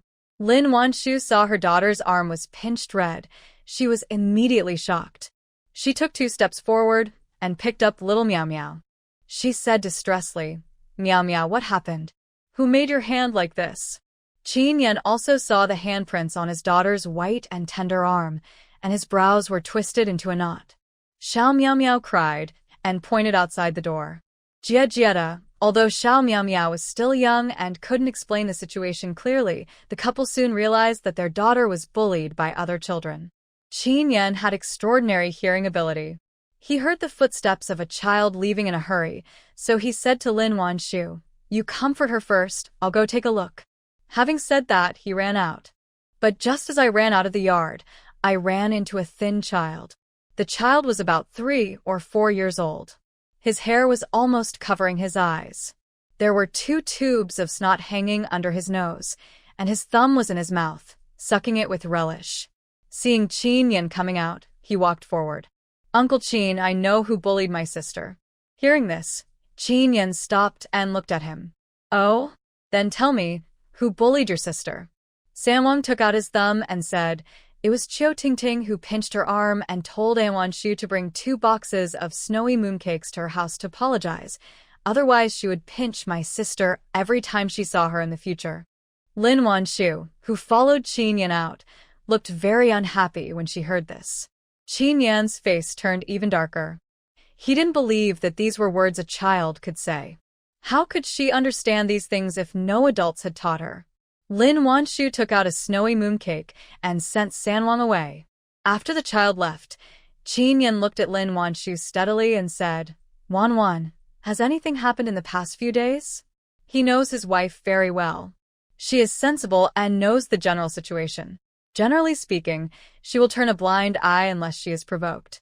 Now someone actually asked her to go and apologize. Qin Yan's first reaction was that his wife must have been bullied these days.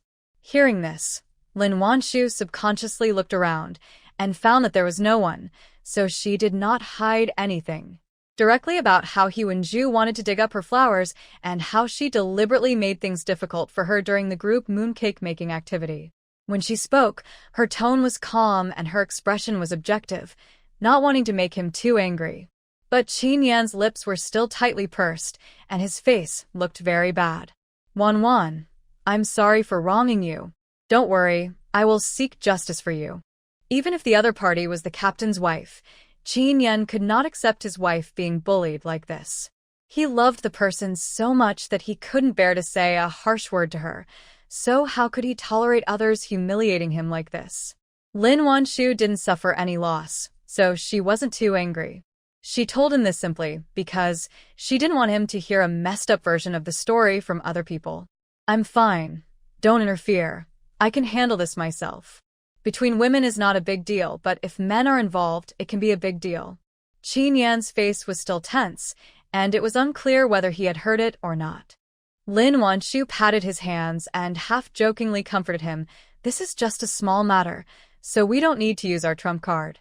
Believe me, I'll bring 2 boxes of mooncakes over later to see if she can eat them." After all her persuasion, Qin Yan didn't say anything. Couple took Xiao Miao home.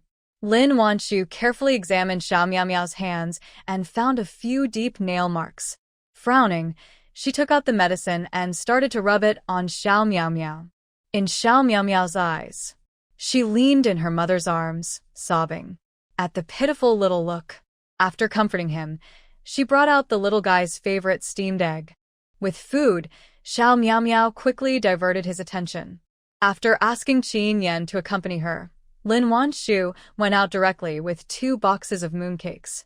On the other side, after a night of calming down, Chiu Yong returned home. He Wenju knew that he was still angry and did not dare to provoke him. Chiu Yong didn't even know what to say. It seemed like every time I talked to He Wenju, we always ended up arguing. Chiu Tingting was eating while looking towards the door, her face looking a little uneasy. The family of 3 ate their meal with different thoughts in their minds, and the atmosphere seemed particularly depressing. At this moment, Lin Wanshu's voice suddenly came from outside the door. "Is Director He home?" When they heard that it was Lin Wanshu, both mother and daughter showed joy on their faces. Just to grasp the identity, He Wenju did not respond immediately. Chiu Yong frowned and looked at her with some dissatisfaction.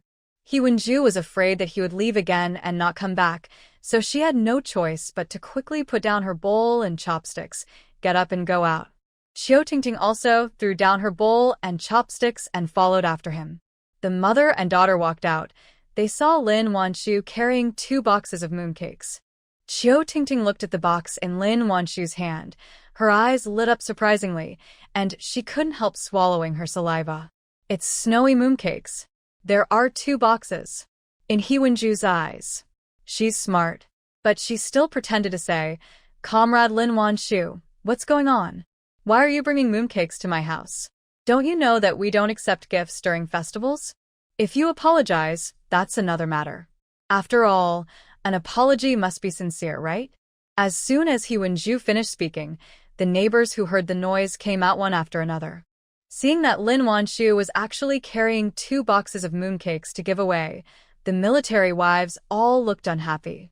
I feel that Lin Wanshu is too good at currying favor with others. Lin Wanshu's eyes were slightly red, and she looked pitiful, as if she had been wronged but was enduring it. I heard that, Director. He is the most upright person and never accepts gifts. I didn't mean to break the rules, but just now my Meow Meow came home crying, saying that your daughter asked me to bring 2 boxes of mooncakes to apologize, and said that if I didn't take the mooncakes, she would pinch me every time I saw her. Although I don't know where I went wrong, but since your daughter wants to eat them so much, I will bring 2 boxes over, and I hope she won't pinch my child again in the future. Hearing this, the military wives who were watching were in an uproar. You are so greedy at such a young age. What will happen to you in the future? That's right. He actually dared to threaten others just for a stutter. I don't know how Director he teaches his children on a daily basis. How else can I teach him? I just spoil him. I give him whatever he wants because he's the leader of the group. Everyone was talking at once, and when the noise reached He Wenju's ears, her face turned dark. So, what exactly did Sun Fangling say? She asked her to persuade Lin Wanshu to admit her mistake to her. Is that how she persuaded her? And this Lin Wanshu, does she know that she is the director, and the man is the group leader? Isn't she afraid of offending her? Just as I was thinking this, I heard Chiu Yong's cold voice coming from behind me. Chiu Tingting, what happened? Did you pinch someone's sister? Chiu Tingting was originally happy that she was about to eat the snow skin mooncake, but when she heard her father's questioning, she was so scared that her face turned pale, and she couldn't stop shaking all over. He Wenju was already angry enough because of the gossip about her daughter. Now she heard that her husband not only did not help them, but also scolded the child. She was immediately furious. Tingting has suffered such a great injustice, and you don't even bother to comfort her, but you also help outsiders to scold her? Are you a man? Chiu Yong ignored her and looked at Chiu Tingting sternly. Tell me yourself, how did you pinch your sister just now, and how did you threaten her? How could Chiu Tingting dare to say that everything Lin Wanshu said was true? She hid behind He Wenju tremblingly, not daring to say a word. He Wenju stood in front of Chiu Tingting with her hands on her hips, glaring at Chiu Yong and saying, So, what if she pinched you? Children always fight. Do you have to be so harsh on them? But the military wives couldn't help but curl their lips when they heard this. When my child accidentally bumped into her daughter Tingting, she didn't say that. Who said it wasn't? Last month, her child snatched my child's things and I said a few words and she scolded me. Her child hitting other children is just a normal fight between children. If other children touch her child, she will let them hit them back hard. Who wouldn't praise this double standard?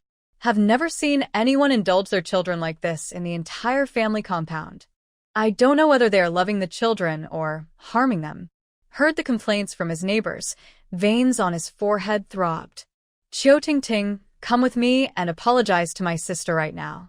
When she heard that she had to apologize, Chiu Tingting felt so aggrieved that she burst into tears. Mom. I don't want to apologize. Didn't you say that Dad is the leader and the most important person here? Why should I apologize to others? As soon as these words were spoken, Chiu Yong's face turned as black as the bottom of a pot. He Wenju. Is this how you teach your children? He was the head of the regiment. He was equal to the soldiers politically. She said these words to stir up class conflicts because she thinks his position is too secure. The other military wives heard Chiu Tingting's words. Their expressions became increasingly strange. How could a child say such a thing? If they said it wasn't He Wenju who taught them, they would be the first to not believe it. With her level of awareness, the fact that she was able to become the head of the Parent-Teacher Association is probably because of her relationship with the group leader, right? Hyun-ju didn't take Chiao Tingting's words seriously in her heart.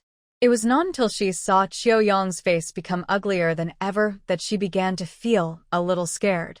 Although she was afraid, she couldn't help but make an excuse. I didn't say anything wrong. Why are you so mean to us? Chiao Yong's fists were clenched so tightly that they made a crackling sound, as if he was about to explode in the next second. He breathed in and out, forcing himself to calm down a little, and then he said, "Take Tingting to apologize immediately. Don't make me say it a second time." Things turned out was somewhat beyond Lin Wanshu's expectations. Seeing the captain's attitude, her anger subsided a lot. "Captain Chiao, there's no need to apologize. It's common for children to have conflicts with each other. They all live in the same family compound, so it's normal for them to have misunderstandings. Just talk it out. This mooncake is a new style, so let's leave it for the children to try." As she spoke, Lin Wanshu handed over the mooncake. Hearing this, Chiao Yong was suddenly filled with guilt. "Comrade Xiaolin, I'm really sorry. My daughter Tingting has been spoiled. I will teach her a lesson later. I can't accept this mooncake. You can take it back and give it to the baby." About his child bullying others. Now people are sending mooncakes to his door. If he accepts them, what will that look like? Chiao Tingting saw that her father refused to accept the mooncakes. She became extremely anxious and kept winking at Hyun-ju. Hyun-ju had just been frightened by Chiao Yong's gaze and hadn't yet recovered from her shock. How could she dare to take the mooncake? Lin Wanshu saw the expressions of the mother and daughter and couldn't help but sigh in her heart. Chiao is such an upright man, but his daughter is like this. It's such a pity. Captain Chiao, don't say that. The child is still young. Just teach him slowly. As she said that, she stuffed the mooncake directly into Chiao Tingting's hand. This is a snowy mooncake. Take it and try it. When you have time, come to my house. There are many delicious foods there. This generous and polite behavior made Chiao Yong feel even more ashamed. If there had been a crack in the ground, he would have crawled into it. "Comrade Xiaolin, you can't do that." As he said this, Chiao Yong wanted to take the mooncake and return it to Lin Wanshu. Who would have thought that Chiao Tingting, who got the mooncake, would run away? Chiao Yong saw his daughter running away like this. Before he could even get the mooncake back, he almost fainted from anger. What sin had I committed to deserve such a wife and child? Seeing how desperate Chiao Yong was, the wives of the soldiers couldn't help but feel sympathy for him. Having a daughter like this? You are so old, but you are still ignorant. Lin Wanshu gave the mooncakes away. She left without staying for long. Hyun-ju felt a little better when she saw that she had finally understood and realized that she had given the mooncakes to her daughter Tingting. He held his head high, looking proud and victorious. When the military wives saw this, they all felt sorry for Lin Wanshu. Comrade Wanshu is so pitiful. Her daughter was bullied, but she still brought 2 boxes of mooncakes to the bully. How can this be justified? I think it's probably because they are afraid of being bullied by Director He that they have to swallow their anger. Who on earth elected her? She does nothing, but relies on her power to boss everyone around. That's right. When Director Ma was in charge of the family compound, there weren't so many things going on. The discussion was neither loud nor soft, and it just happened to reach the ears of Chiao Yong and Hyun-ju. Chiao Yong's face was so dark that it was unbearable to look at. By the door any longer, he turned back to the kitchen. In the kitchen, Chiao Tingting had already opened a box of mooncakes and was eating them with relish. Without saying a word, Chiao Yong walked forward and took away all the mooncakes. She had just taken a bite, and before she had time to savor the sweetness of the mooncake, it was snatched away. Chiao Tingting pouted and started crying. Wow. Mooncake. Give me back my mooncake. Hyun-ju followed in later, and her face looked very ugly when she saw this scene.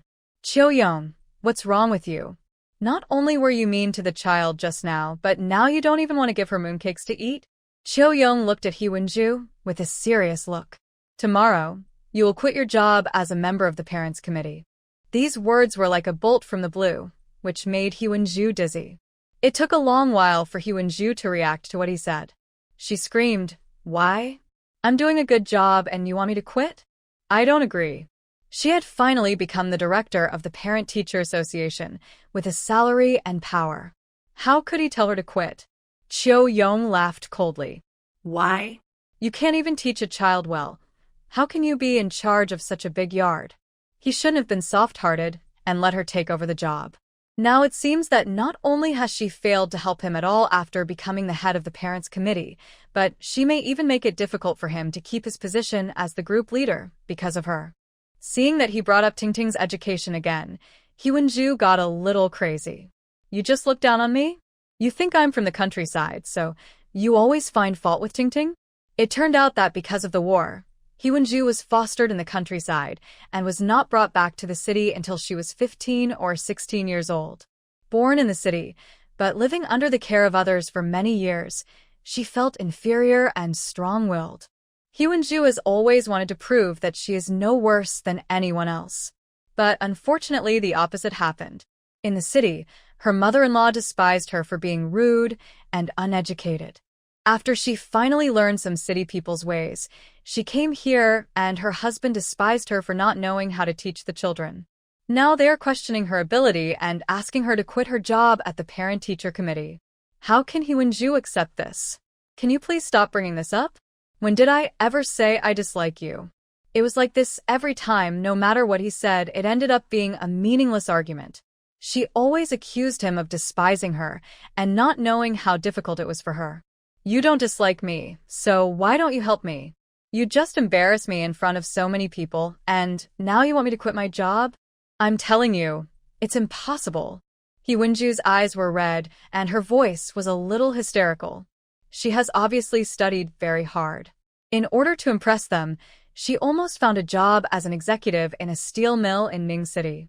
She put so much effort into it, but he negated all her efforts with just one casual remark.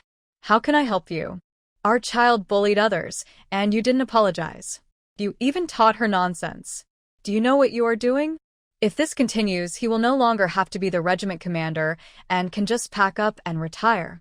Apologize, apologize, apologize again. Cho-young, I think you have been bewitched by that woman and have even forgotten who your wife is, right? The more Hyun-ju talked, the more she felt that this was the case. The woman had a seductive and charming look. He must have helped her instead of himself because she was pretty. Seeing that she not only did not realize her mistake, but also kept talking nonsense, Cho-young almost lost his breath. Hyun-ju, I really regret why I married you back then. I originally thought she was an honest and decent person, but who would have thought she was so impossible to communicate with? Hearing this, Hyun-ju was like a cat whose tail was stepped on, and her fur instantly stood up. Okay, I knew it. You dislike me. You just fell in love with that little witch? Bah. It's a pity that she's married and has a baby. Hyun-ju. Before he could finish his words, he was interrupted by Cho-young's loud shout. Hyun-ju was shocked. If I hear you talking nonsense again, get out of here and go back to Ning City. Cho-young's voice was squeezed out from between his teeth, as if he was on the verge of going berserk and about to explode at any time. Having said that, he picked up the mooncake and went out. They don't deserve to eat this mooncake. When Hyun-ju saw him leave like this, a huge panic suddenly surged in her heart. Cho-young, you didn't leave. I was wrong. But what she got in response was his back getting farther and farther away. After sending out the mooncakes, Lin Wan-shu went straight home. Originally, he wanted to trick Hyun-ju, but now it seems that it is no longer necessary. Lin Wan-shu felt that she didn't need to do anything at all, as Hyun-ju would be courting death sooner or later. It's a pity for Captain Chiu. With such a confused wife, the higher the position she holds, the greater the risk she will face. But this has nothing to do with her. Everyone has his or her own path to follow. I was daydreaming all the way, and just as I got home, I saw two cats, one big and one small, standing at the door. Knowing that they were waiting for her, Lin Wan-shu felt both amused and touched. I'm back. Let's go eat some rice noodles. I'm starving. As she said that, she took Xiao Miao Miao's hand and walked towards the kitchen. Qin Yan looked around her face and found that she didn't look like she had suffered any harm, so he felt relieved. The rice noodles had not yet been put into the pot to cook. Qin Yan was afraid that if she came back late, the rice noodles would be soaked and rotten and would not taste good. Lin Wanshu returned home. She rolled up her sleeves and cooked rice noodles. After a while, 2 large bowls of steaming rice noodles were served on the table. Xiao Miao had just eaten egg cake and porridge. Seeing her parents eating delicious food, she felt greedy again. But before she could open her mouth to ask for food, she heard Xinyu's anxious voice coming from outside. "Sister, are you home?" When Xiao Miao heard that it was her brother, she didn't even bother to ask for food and just ran out with her short legs. As soon as he walked out of the yard, he was hugged by Xinyu, who had a bruised face and nose. "Woo woo woo. Sister, I finally found you." Xinyu was playing hide-and-seek in a tree just now, and a group of children searched for him for a long time but couldn't find him. Even Xiao Miao was gone. When they finally found the answer, Shen Xi became so anxious that Xinyu jumped down from the tree. When Shen Xi found out that Xinyu was not with Xiao Miao, he beat him up. Several people went to look for people separately. Now seeing her at home, Xinyu was so excited. Xiao Miao saw him crying. Her little eyebrows frowned. After thinking for a while, she stretched out her short hands and patted his back, comforting him. Guogua, don't cry, but Xinyu cried even louder when he heard her comfort. "Woo-woo. I'm sorry, sister. I will never leave you alone again." Thinking of what De Wang said that his sister might have been abducted, he now felt a little scared. Xinyu hugged Xiao Miao tightly, as if he was holding a lost treasure. But before he could hug her for long, Shen Xi came. "Sister, why did you come back by yourself?" When Xiao Miao saw him, she raised her hands and babbled to complain. Shen Xi looked unhappy when he saw her slightly red and swollen arms. "Who pinched me?" Xiao Miao started babbling again, saying "Jie" from time to time. "Brother, what did she say?" Xinyu couldn't understand the little guy's baby talk at all, so he had to ask his brother for help. But Shen Xi didn't want to pay attention to him. When he thought about how he threw Xiao Miao under the tree and climbed up the tree himself, he felt that he had not hit her lightly. Xinyu knew he was in the wrong, so he didn't dare to say anything. "You mean a sister pinched you?" Shen Xi picked up Xiao Miao's arm and examined it carefully. Xiao Miao nodded heavily and babbled a long string of words. Shen Xi said solemnly, "I know. I will ask her to apologize to you." Xiao Miao didn't know what an apology meant, but after filing the complaint, she felt much better. Shen Yu scratched his head, feeling like his brain was about to burn. How on earth did his brother understand what his sister said? Why couldn't he understand a word? In the kitchen, Lin Wanshu told Qin Yan that she was going to Wen City for training. Heard that she was going for training, he was stunned and his hand, which was about to pick up the rice noodles, stopped. After a moment he asked, "How long will it take?" It was naturally impossible for Qin Yan to stop her from going to training. He knew very well that his wife was not the kind of person who could sit idle. He was just a little disappointed that she was leaving after they had just met. Lin Wanshu shook her head. "I don't know either. I'll try to come back if I have a weekend off. There are buses from Wenshi directly to the county seat, so a round trip is not very troublesome." "No need. I'll come to see you when I'm resting. You just focus on training." Wife run around alone when she looked like this? Hearing this, Lin Wanshu did not refuse. "Hualan said she would help me take care of Miao Miao, and you can pick her up and bring her back to sleep at night.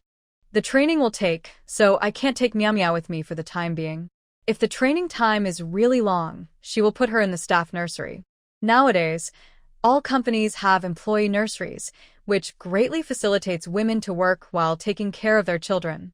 "Okay, I'll take good care of her, don't worry." Qin Yan naturally had no objection to the arrangement for his daughter-in-law. By the time the couple had finished their discussion, the rice noodles had already become somewhat soft after being soaked. Lin Wanshu couldn't finish it, and the remaining half bowl went into Qin Yan's stomach. After dinner, just as we had cleaned up the dishes, Tang Qian came with a big bag on her back. "Tang Qian, where are you going?" Lin Wanshu would not be so self-indulgent as to think that she came to see her with a bag on her back. Sure enough, when Tang Qian saw her, she smiled with an embarrassed look on her face. He. Wanshu, can I borrow your bicycle? I'm going to the post office to mail something. Afraid that she would not lend it, she also vowed, don't worry, I will definitely return the car to you. Lin Wanshu. Could she dare to borrow something like a bicycle and not return it? Just tell me clearly, when will you return it? After all, paying it back next year is also paying it back. Tang Qian gave her a somewhat resentful look. Do I look like someone without morals? Lin Wanshu. Yes. Tan Qian. Wait until tomorrow. No. I'll give it back to you right away when I get back, okay? Hearing this, Lin Wanshu nodded and agreed. Pushing the bike out, she added, remember not to step on it so hard. If you break it, you'll have to pay me with a new one. Tang Qian shrank her neck. When she thought about having to spend hundreds of dollars to buy a new car as compensation, she started to feel the pain. When pedaling, be as gentle as possible. Seeing her like this, Lin Wanshu finally felt relieved. Yongzheng happened to see the large bag on the back of her car and couldn't help but complain.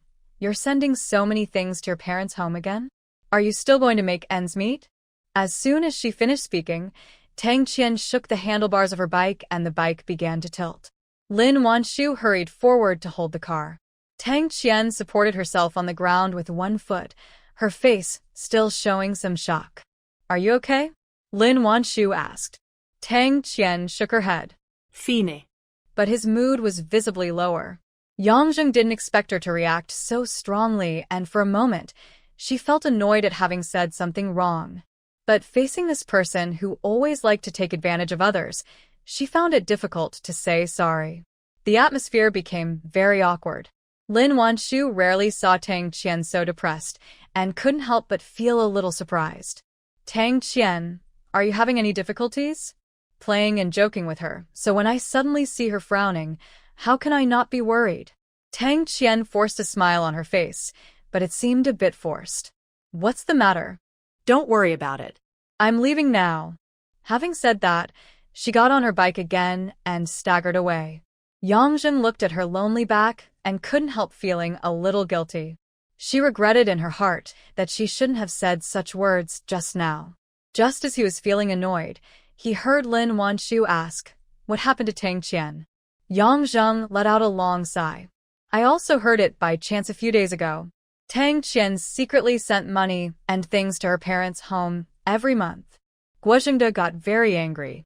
No wonder, even though Guozhengde's allowance is not low, Tang Qian always wants to take some home with her. Lin Wanshu. As a woman, she couldn't comment on this matter. Not to mention now, even in another 10 or 20 years, women will still be criticized for secretly subsidizing their parents' home with the money earned by men. Yongzheng didn't say anything else, but she still felt a little uncomfortable in her heart. I'll apologize to her later. To send things to their parents' home or not, and as an outsider, she really has no right to do anything. Without mentioning Tang Qian anymore, Yongzheng started talking about the army's holiday activities tomorrow. This is Lin Wanshu's first Mid-Autumn Festival with the army, and she is curious about everything here. What activities did you have last year? When talking about Mid-Autumn Festival activities, Yongzheng forgot the embarrassment just now. There are a lot of activities, including hoop tossing, tug-of-war, chess, and a cultural evening in the evening. Last year, her husband won a prize and was showing off for the whole year. Hearing this, Lin Wanshu couldn't help but look forward to it. But why didn't Qin Yan tell me about this event? After Yongzheng left, Lin Wanshu grabbed the corner of her man's clothes and questioned him. Qin Yan, I didn't notice any activities. Lin Wanshu. You didn't attend? I participated once and took all the prizes. I never participated again after that. Plus, Lin Wanshu ignored him at that time, so he was in no mood to do so. He didn't pay special attention to any activities. When she heard the truth, she was a little amused. Because Lin Wanshu was about to go to Wen City, and Qin Yan had just returned from a mission and had already reported on his work, they didn't have to go to the military camp today. The couple stayed in their own yard and didn't go anywhere. The flowers on the fence bloomed more and more luxuriantly. When Xiao Miao Miao was not at home, Lin Wanshu unconsciously stuck to Qin Yan. He was repairing the roof. She would hold the ladder for him from below. When he was repairing the pavilion, she would also help pass the thatch from below. Originally in good condition, but who would have thought that a heavy rain would destroy them into this state? Lin Wanshu didn't know how to repair the roof, so she could only wait for him to come back. I don't know if repairing houses is a man's natural skill, but soon, the broken tiles and the pavilion with the thatch falling off were repaired by him. Lin Wanshu looked up at the man in the pavilion and was about to put the ladder over to him. Was seen holding onto the wooden frame, as if he was ready to jump down. Careful! Lin Wanshu shouted nervously. The next second, the man was seen jumping lightly and landed on the ground as light as a swallow. The sight of his agile figure. How amazing! Sweet compliments came one after another, as if they were free. The skills of a Special Forces soldier are only this good. Hearing this, Qin Yan, who was originally feeling flattered by the praise, was stunned. What soldiers are you talking about? Hearing this, Lin Wanshu suddenly remembered that the country currently did not have any special forces. The special forces were born in the late 1980s and early 1990s. But Qin Yan did not see that scene. Special forces are a type of military unit that performs special missions. They select outstanding personnel from the army, undergo high-intensity training, and use combat methods such as raids, ambushes, and long-range sniping to achieve the greatest results at the lowest cost. Lin Wanshu explained it to him and gave a brief account of the situation of special forces abroad. For fear of being overheard, the two of them only spoke after returning to the house and entering the space. After listening to Lin Wanshu's explanation, Qin Yan's eyes sparkled. Thank you, Wan Wan. Qin Yan didn't say what he was thanking her for, but Lin Wanshu still understood. This man's heart and eyes are filled with the army. If she hadn't been in the family compound, Lin Wanshu felt that it would have been difficult for her to see him. Because Lin Wanshu mentioned the special forces, Qin Yan locked himself in the room for the rest of the time, and no one knew what he was doing. Lin Wanshu didn't care. Knowing that they didn't need to prepare anything for tomorrow, Lin Wanshu planned to celebrate Mid-Autumn Festival in advance tonight and make a delicious meal for the father and daughter. Qin Yan bought in town in the morning had been put into the space after he came back, so it was still fresh when he brought it back. Lin Wanshu took out the meat and other things and put them in a basin, then walked towards the back door carrying the basket. The vegetables in the vegetable garden have started to grow again. Now it's green everywhere. It was as if the previous heavy rain disaster had never existed. In the not-so-big vegetable garden, Lin Wanshu planted green vegetables, Chinese cabbage, radishes, cauliflower, onions, and garlic. Under her care, the vegetables grew lush and green, which was very pleasing to the eye. Lin Wanshu picked a cauliflower and also picked some green vegetables, onions, and garlic. Just after picking the vegetables and preparing to wash them, I saw a familiar figure, also coming to the vegetable field with a basket to pick vegetables. Sanwang, are you here to pick vegetables too? The child appeared. A military wife immediately greeted him. Sanwang was also a sweet talker. He would call everyone auntie whenever he saw them, which made the military wives all smile. They couldn't help but stuff vegetables into his basket. Even Lin Wanshu couldn't help herself and stuffed a handful of cabbage into her mouth. In the end, Sanwang didn't pick many vegetables for himself. Most of them were given by the military wives. After he left, Wang Chunling couldn't help but sigh. Fortunately, these children are sensible. Otherwise, I don't know how Luo Chuanxiang would live her life. It turns out that Sanwang is not Luo Chuanxiang's biological son, but her husband's nephew.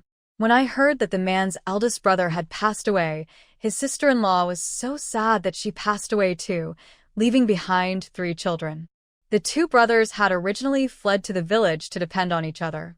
Now there was no one to take care of the 3 children, so he had to bring them to the army. Together with Luo Chuanxiang's own 4 children, there were a total of 7 children in the family. Luo Chuanxiang's husband's allowance was not high, and she herself was in poor health due to having given birth to 4 children. She had to see a doctor every few days, and the family lived a tight life. Several children didn't even have decent clothes. everything was patched up. In this situation, the army naturally provided a lot of care, but after all, there were too many children. It is said that the young boys are eating their fathers out of house and home. Every day when I open my eyes, there are so many mouths waiting for food. Even if the army takes care of us, it is just a drop in the bucket. The only thing to be thankful for is that these children are really sensible. What's the point of being sensible? Those kids are so young and I don't know when they will be able to get through this. To put it bluntly, given Luo Chuanxiang's physical condition, it's not certain whether she can survive until the day when her child grows up. If I had an easier job, I think life would be easier, right? Now she has to take care of the children and work in the fields despite her illness. They all feel tired for her. It's easy to say, but where can we get jobs? We have been with the army for several years, but we haven't found a job yet. The country's industry is so backward that there are simply not so many jobs. Wanting to work is a pipe dream. When talking about work, the military wives became even more depressed. Although their lives are not as difficult as Luo Chuanxiang's, who doesn't want to earn money on their own. Not everyone is like Lin Wanshu, who has the ability to get a job on his own. I don't know if it was affected by the emotions of the military wives, but when she returned, Lin Wanshu was also particularly silent. I listened to them quietly along the way, and I had no idea what they were thinking. After returning home, Xiao Miao Miao also came back. Following behind him is a trio of fixed bodyguards. Saw Lin Wanshu. She didn't care whether he was her brother or not, and ran towards her directly. Mother! As soon as the little guy met her, he reached out and hugged her thighs, rubbing his little face on her legs like a coquettish kitten. Being rubbed by her like this, Lin Wanshu's heart almost melted. There to be unhappy about? And my mother asked me to send you some crabs.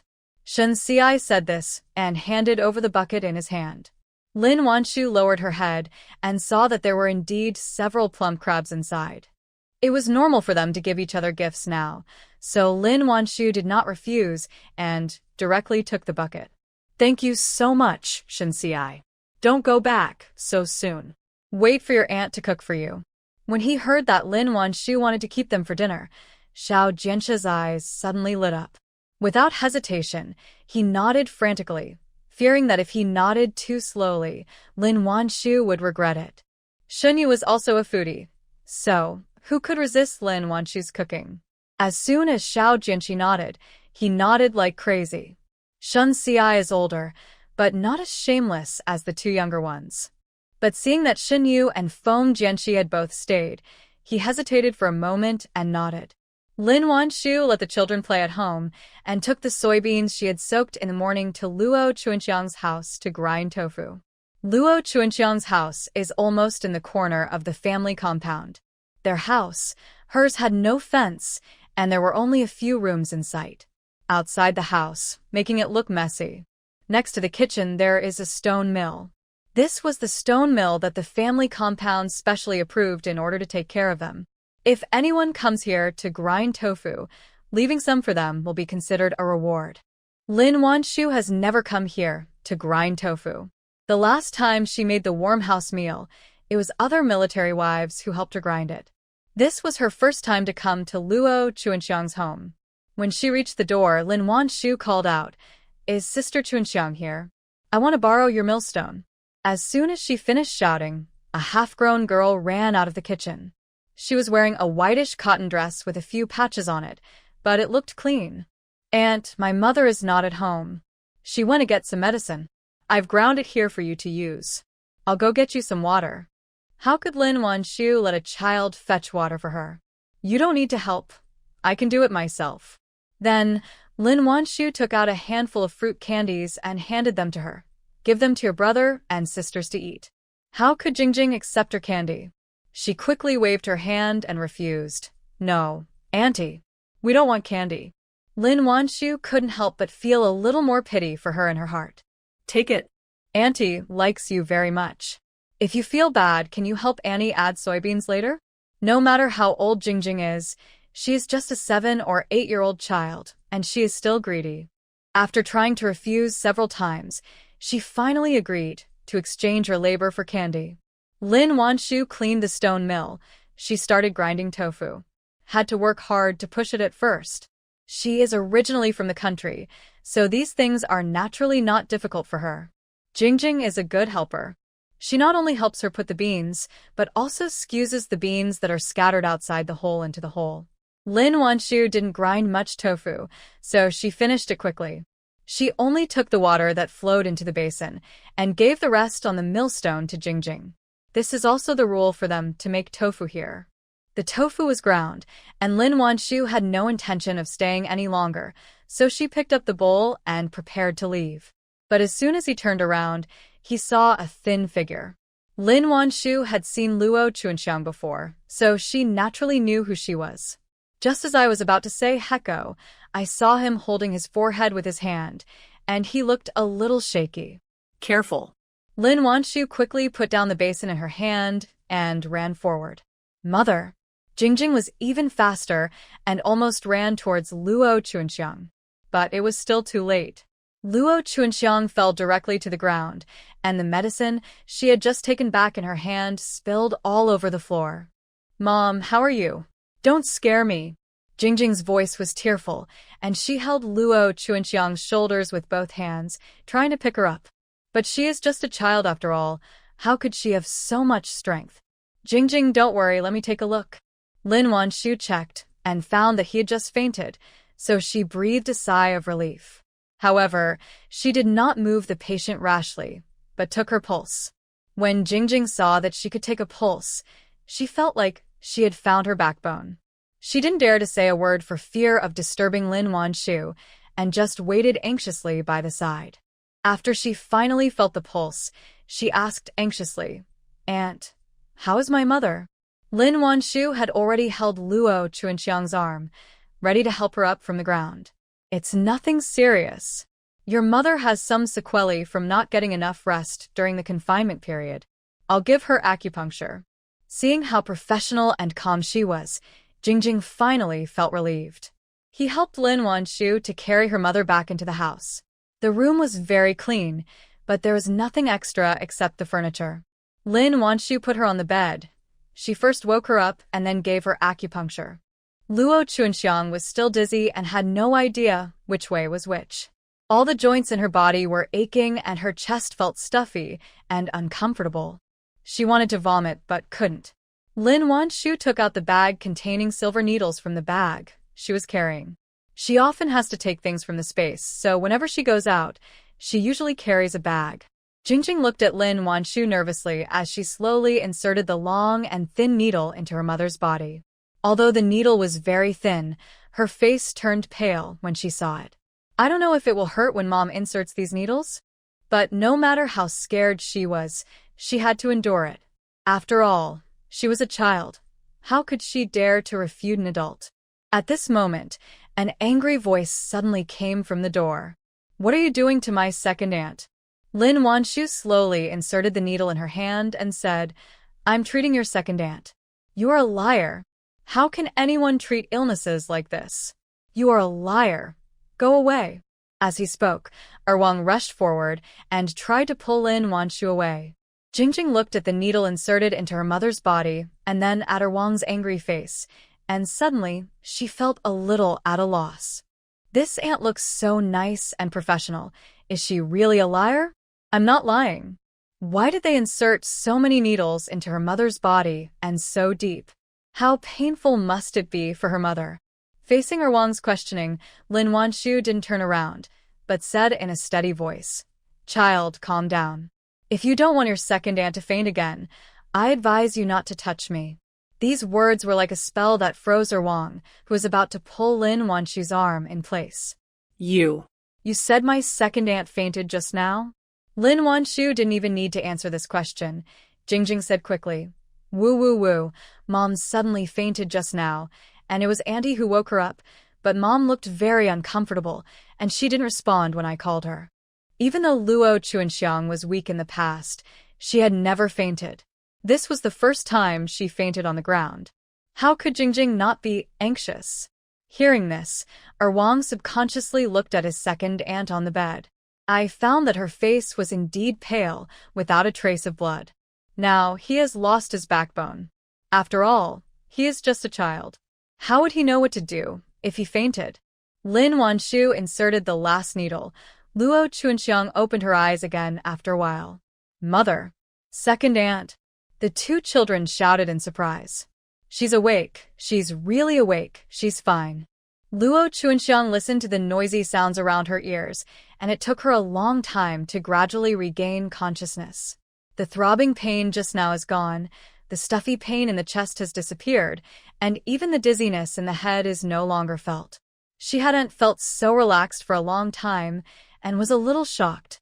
Was about to struggle to get up, I heard a soft voice coming from the side. Be careful, there are needles in your body, don't move. Hearing this, Luo Chunxiang realized that there was a young female comrade sitting next to her. Seeing her appearance clearly, she couldn't help but exclaim. It's you, Comrade Wanshu. In the family compound didn't know about this? Not only did she cure her husband's leg with one medicine, but she was also featured in the newspaper and received commendation from the army. I didn't expect her to be here, and it seemed like she was being treated. Luo Chunxiang was surprised and happy and held her hands tightly. Thank you. Thank you for helping me. I feel much better now. Hearing this, Erwang couldn't help but lower his head. It turned out that this aunt was really treating his second aunt, and he almost drove her away just now. I'm sorry, Auntie. I misunderstood you just now. Jingjing was also filled with guilt and uneasiness. This beautiful aunt had just given her candy, but she actually doubted her. How could she feel at ease with this? Aunt, I doubted you just now, I'm sorry. Lin Wanshu didn't take the two children's resistance and suspicion to heart. It's okay. You are not familiar with me. It's normal to have doubts. You are protecting your loved ones. Don't feel sorry. On the contrary, I think you are doing a good job. After being praised, both children's faces flushed with shyness and pride. Luo Chunxiang raised her hand and touched Erwang's head. Thank you, Erwang. Aunt Air is fine now. I promised your mother that I would take care of you, and I will definitely do it. Hearing this, Erwang's eyes turned red. Not daring to let second aunt see him crying, he quickly turned around and wiped his tears secretly. Lin Wanshu looked at this poor family and felt mixed emotions. I will give you acupuncture for 2 days in a row, and I will give you a prescription later. You can take it first. I have to go to Win City the day after tomorrow. I will check you again when I come back next week. Regarding postpartum diseases, Chinese medicine believes that they are caused by the fact that during childbirth, the mother's muscles, bones, and pores are opened, her vital energy is extremely weak, and evil winds invade. Symptoms can be improved by dispelling wind and cold, unblocking blood vessels, and activating collaterals, combined with Chinese medicine or acupuncture treatment. But it is difficult to cure it completely. Lin Wanshu told her everything about Luo Chunxiang's situation. But Luo Chunxiang had been suffering from postpartum illness for many years, and she didn't dare to hope that it could be cured. The only thing she could do was to make her feel better. Thank you, Comrade Wanshu. I'll give you the medicine price.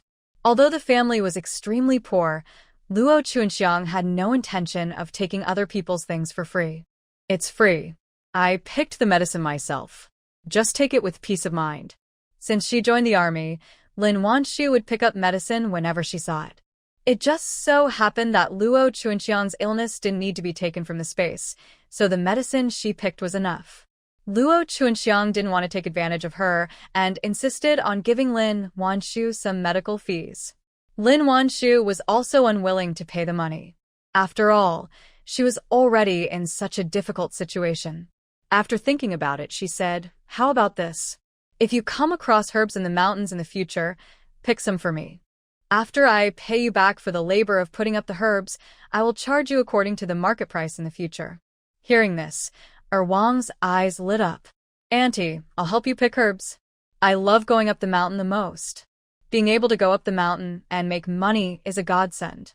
Lin Wanshu also liked this lively and sensible child, so she nodded and said, "Okay, if you are free, come to my house and I will tell you which herbs to pick." Seeing that she was actually going to spend money to buy her medicine, Luo Chunxiang became anxious. "Sister-in-law, please don't refuse. I need the herbs for a long time. If you don't pay me, I will feel embarrassed to take your things." After hearing this, Luo Chuanxiang said nothing. Thank you, Comrade Wan Shu. I will remember your kindness in my heart. Nice, but Luo Chuanxiang had already decided that she would repay him whenever she had a chance. Lin Wan Shu removed the needle. She asked Jingjing to go home with her to get medicine. After Luo Chuanxiang had acupuncture, she felt much better and was able to get out of bed.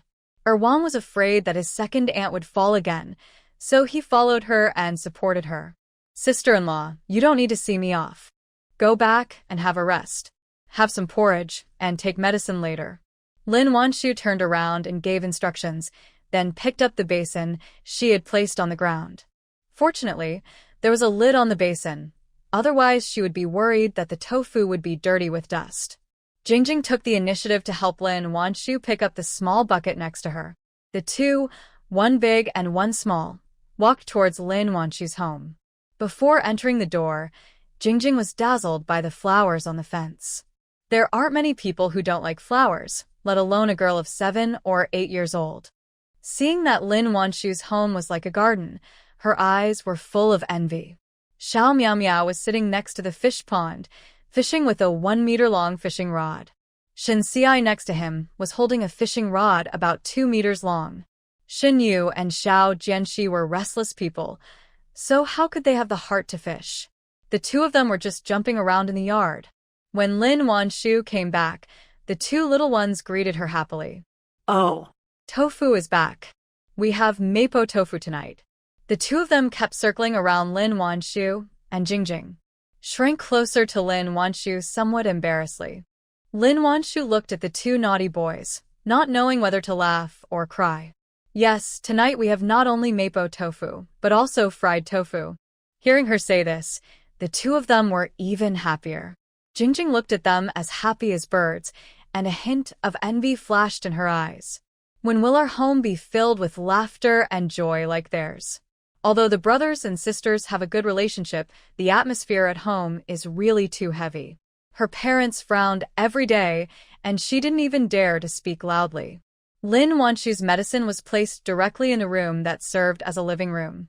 In addition to the coffee table in the room, Lin Wanshu also asked Wang Chunye's husband to make a simple medicine rack for her. Put the medicines you often need in first. It didn't take much time to pick up the medicine. After Lin Wanshu wrapped it in paper, she put it in a bag and gave it to Jingjing. And tell her how to cook it. Jingjing took the medicine, thanked the master profusely, and left. After she left, Lin Wanshu started cooking. Shin Xiai brought just now were freshwater crabs. No one knew where they were caught, but fortunately, there was no muddy smell. But fearing that they might not like it, Lin Wanshu decided to stir-fry green peppers with it. In addition to this, Qin Yan also bought some pig intestines and pig ears in the morning. Lin Wanshu braised these two as usual. The pork is pork belly, which is braised directly. Simply stir-fry the vegetables, and a table full of delicious dishes will be ready. Xin Yu and Feng Jianxi were playing in the yard. After smelling the fragrance, they ran straight to the kitchen. Looking at the table full of dishes, my saliva is almost flowing to the ground. Xiao Miao Miao and Shin Xiai were still fishing in her fish pond. Lin Wanshu couldn't help but want to laugh when she saw her daughter's serious look.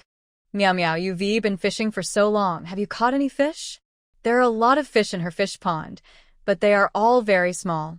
Qin Yan caught it for her when he went to water the vegetables. Dozens at a time, that's a lot when added up. Xiao Miao Miao held the fishing rod firmly with both hands. When she heard her mother's voice, she stretched out a little finger and made a gesture of silence. Seeing how serious she was, Lin Wanshu didn't want to disturb her anymore. He tiptoed over and saw that there were already more than a dozen fish in the bucket between the two of them. Lin Wanshu was a little surprised to see so many fish in the bucket. Just when I was sighing in my heart that Shin Xiai was really an expert in fishing, I saw Xiao Miao Miao lifting the rod up with great force. On the hook, a small fish is struggling vigorously. Lin Wanshu. Don't tell her. These little fish also have a share, right? Just as I was thinking this, I heard Xin Yu's teasing voice. Brother, are you okay? My sister caught another one. Where is your fish? Xin Yu couldn't wait to eat. Seeing that his brother was still dawdling, He followed Lin Wanshu out to urge him to eat. But then he saw his sister catch another fish. Shenqi. Lin Wanshu was a little surprised. Were these all caught by Miao Miao? Xiao Jianxi also came over. Hearing this, he said with some gloating, "Aunt, these fish were all caught by my sister." Shun Xi's face was full of doubts about life. Although his fishing skills are not the best, he is still one of the best among his peepers. Why can't I catch a single fish today? On the contrary, the little guy next to me keeps catching fish one after another. As they were talking, Xiao Miao Miao, with the help of Shun Xi, cast his fishing line again. After a while, all the fish that had disappeared swam over and rushed to bite Xiao Miao Miao's hook. This time, even Lin Wanshu was shocked. Her daughter was born with a natural fishing physique. Just like that, she watched the little guy catch a fish easily. Lin Wanshu. Miao Miao, let's go eat first and fish next time, okay? Not knowing why Xiao Miao Miao was so popular with the fish, Lin Wanshu decided not to let her continue fishing. Xiao Miao Miao was still a little reluctant to leave, but after being tempted by her mother's delicious food, she obediently put down her fishing rod. Who had been frustrated for the whole afternoon, helped her put away the fishing rod. Qin Yan also came out during the meal. Although he didn't say anything, Lin Wanshu could still feel the excitement hidden under the man's calm expression. The little ones enjoyed the meal very much. But after dinner, when the Shun Ci brothers returned home, they could not avoid being criticized. But the content of the criticism was, "You have something delicious, but you don't invite me along. You enjoy it all by yourself, is that right?" He came back with his mouth full of oil, which was really too much. Yu Fongfong tapped her son's forehead and scolded him, who was standing by, didn't know how to react after hearing his wife's shameless words. The next day was Mid-Autumn Festival. Lin Wanshu took Xiao Miao Miao and went to the army with other military wives. The troops also have a mooncake making activity in the morning. Although the children had eaten mooncakes in the staff quarters, in that era of material scarcity, few children did not love mooncakes as long as they were sweet. See, when the children saw the soldiers making mooncakes, they all gathered around. Not only did they watch, they also kept chattering. "Uncle, can you make snowy mooncakes?" Snowy mooncakes are delicious. Yu Fongfong is a foodie. She and Feng Jianxi started making mooncakes without even waiting for the Mid-Autumn Festival. If he hadn't felt guilty and remembered to leave one for Feng Yandong, they might have eaten them all. Snow skin mooncakes, as everyone else had eaten them all yesterday. Seeing the soldiers making mooncakes, they all asked with great anticipation, "What ice and skin?" Soldiers didn't understand what he said, so they asked back in surprise. "It's a snowy mooncake. The skin is milky and the fillings are of various flavors. When you bite into it, it's fragrant, sticky, and sweet." Hiss! Feng Jianxi drooled as he spoke. After hearing his description, the soldiers were also very greedy. But they have never even heard of it, so how could they possibly make this thing? "We don't know how to make snowy mooncakes." Hearing this, the children were immediately disappointed. "Then can you make lotus seed paste and egg yolk mooncakes? The egg yolk inside is salty, fragrant, and oily. Hiss, there are mooncakes like this?" Hearing the child's words, the soldiers could hardly hold back their drooling. But because of their military image, they still held back. "Yes, Aunt Wanshu made it. We just ate it this morning. It was delicious." Soldiers. Well, they finally understood that these kids were here to show off to them. But Who is Wanshu? She sounds so familiar. She's Captain Qin's wife, the pretty one. Her name is Lin Wanshu. Heard that it was Qin Yan's wife, they were immediately amazed. It turned out to be her. "I know her. I saw her during the disaster relief work. I was in the downhill team during the disaster relief work, so I didn't see her in person, but I saw an interview with her in the newspaper a few days ago. Not only is she beautiful, she also knows medical skills. Not only is she good at medicine, she also cooks delicious food. Now she tells them that she can also make all kinds of novel mooncakes? God is really unfair. How can someone be so outstanding?" A moment. The soldiers were extremely envious of Qin Yan for having won the beauty. The children saw that the soldiers not only couldn't make the mooncakes they liked, but were also muttering to each other, and no one knew what they were talking about.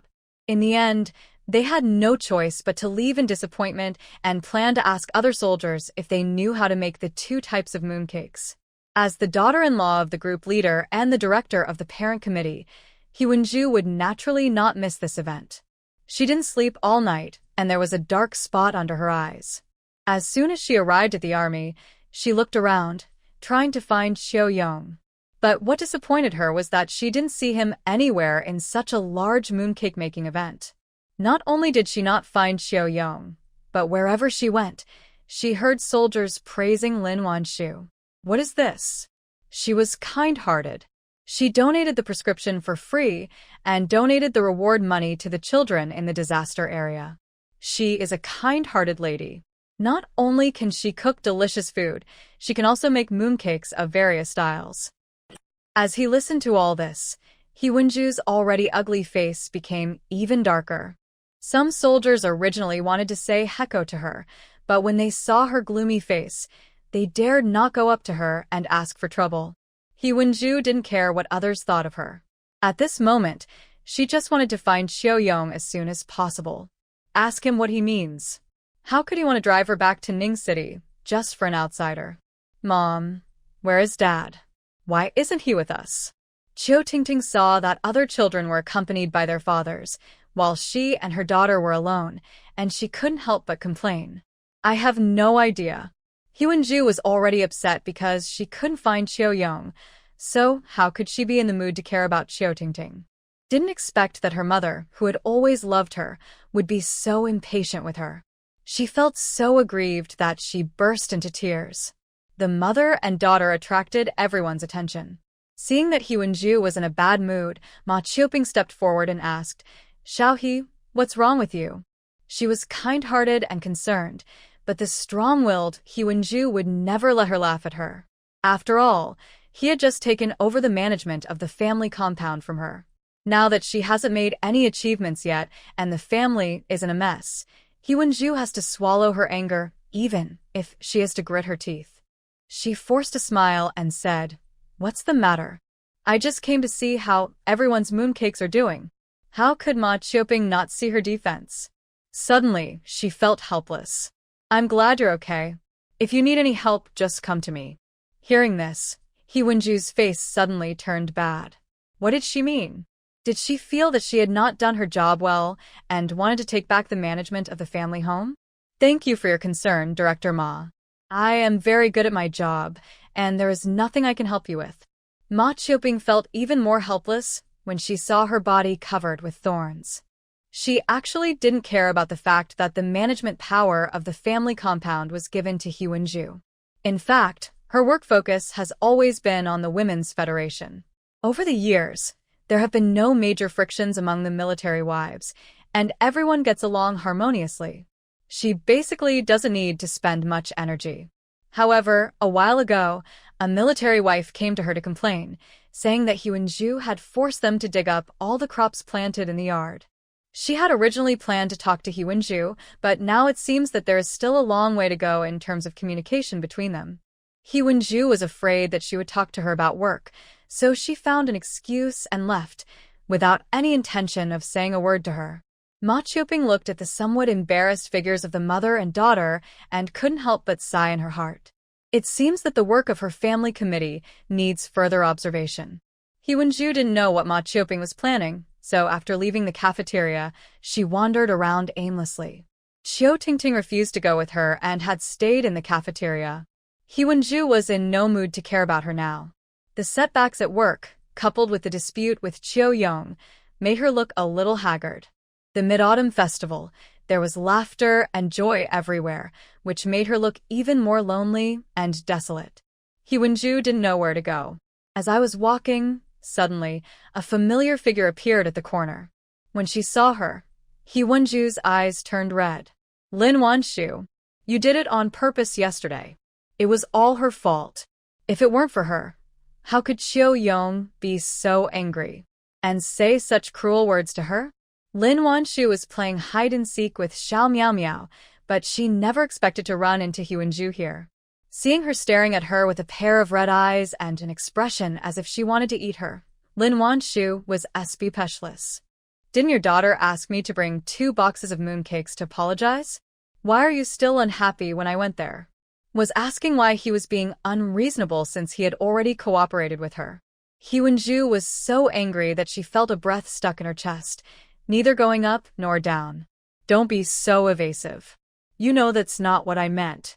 Lin Wanshu smiled, put on a reasonable expression, and asked softly, What do you mean? Hyunju took a deep breath and said, You planted so many flowers in the family compound, which set a very bad example. I criticized you, but not only did you not accept it, you also joined forces with other military wives to stop my work. As a military family member, you don't even follow the rules. Isn't this embarrassing for your man? Was accused of something very wrong right from the start, but she did not get angry. Instead, she continued to reason with him slowly and calmly. I have already stated that what I planted on the fence are medicinal herbs for research. And before I came to the family compound, many people had already planted flowers. They can plant flowers, so why do you, Director He, have such a big problem with my medicinal herbs? These words left Hyunju speechless. She going to say that he was making fun of her just to establish his authority? Originally, she thought that since she was a newcomer and so flamboyant, it would be easy for her to take her down. Who knew I would hit a wall? But Hyunju would not admit this. She looked at the woman in front of her who was as beautiful as a fairy with a heavy gaze, and her heart became more and more blocked. This is sophistry. Don't think that your eloquence can erase the fact that you don't follow the rules. Since it's a medicinal herb, why do you want to plant something full of flowers? Why not plant something simple? Are you really doing research by decorating your yard with all these flowers? I think you are doing it to charming men, right? When Hyunju thought of Cheo Yong's resolute departure yesterday, she wanted to scratch the face of the woman in front of her. Hearing this, Lin Wanshu almost laughed out loud. Director He, I respect you as the director of the family committee and the wife of the group leader, but that doesn't mean you can put the blame on me at will. Medicinal herbs are just medicinal herbs. How can there be any difference between beauty and ugliness? I just happen to need this kind of medicinal herb, and it just happens to bloom. So how come it has become something to charming men when it falls into your mouth? Or, have you done this before? Or, do you want to do this, but you can't grow such beautiful flowers? The sarcastic ridicule made Hyunju so angry that she fell backwards. Bah! Who is as shameless as you? You came to our house yesterday in such a coquettish way, just to charming my man, right? I didn't expect her to be so shaken. Lin Wanshu's face turned cold. Director He, be careful with your words. Not only do you insult me, you also insult your man. Captain Cheo is an upright man. Aren't you afraid that if he hears you, it will chill his heart? Lin Wanshu had an open expression and clear eyes, and her righteous words made Hyunju's face turn green and red. At this moment, 2 figures suddenly walked out from behind the corner. Hyunju sensed something was wrong, turned around and looked. His face suddenly turned as pale as a ghost. Cheo Yongyu.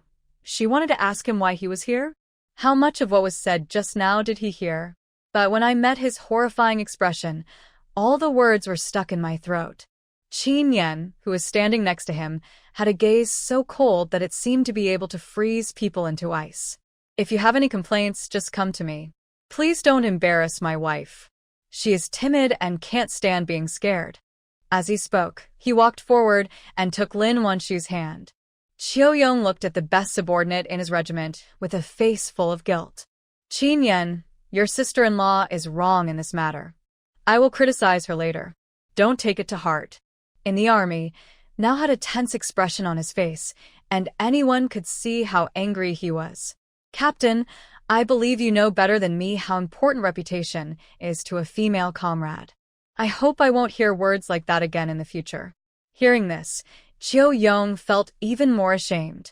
Don't worry, I will give you an explanation. Qin Yan nodded, then took Lin Wanshu away. Until they were far away. Just when Hyunju thought he would scold her, the man fell silent, which was unusual. This silence makes people feel suffocated and unable to breathe. At this moment, Hyunju wished he could scold her like he did before. But no, Cheo Yong just stood there silently. A pair of eyes stared blankly into the distance, and no one knew what he was thinking. Chiu. Chiu Yong. Hyewon-ju spoke hesitantly, her voice trembling. She regretted that she shouldn't have said that. If time could go back, she would not have quarreled with him yesterday, and she would have coaxed him well. However, her call did not get even a glance from him. Hyewon-ju stood there anxiously, as if there was a sword hanging over her head, ready to strike down at any moment. It seemed like a long time had passed, but also like only a moment had passed before the man finally spoke. But it was just a long sigh. Comrade, Hyewon-ju, please go back to Ning City. I will help you find a job. Life in the army is not suitable for you. Hearing this, Hyewon-ju's legs suddenly went limp. No. Chiu Yong, I won't go back. I was wrong. Don't chase me away. I don't want to go back to Ning City. She was fed up with being criticized and despised by others. I will give you a son. I will give you a son. You will forgive me after I give birth to a son, right? As she spoke, she stumbled forward and grabbed Chiu Yong's sleeve. But what he got in return was Chiu Yong's increasingly powerless expression.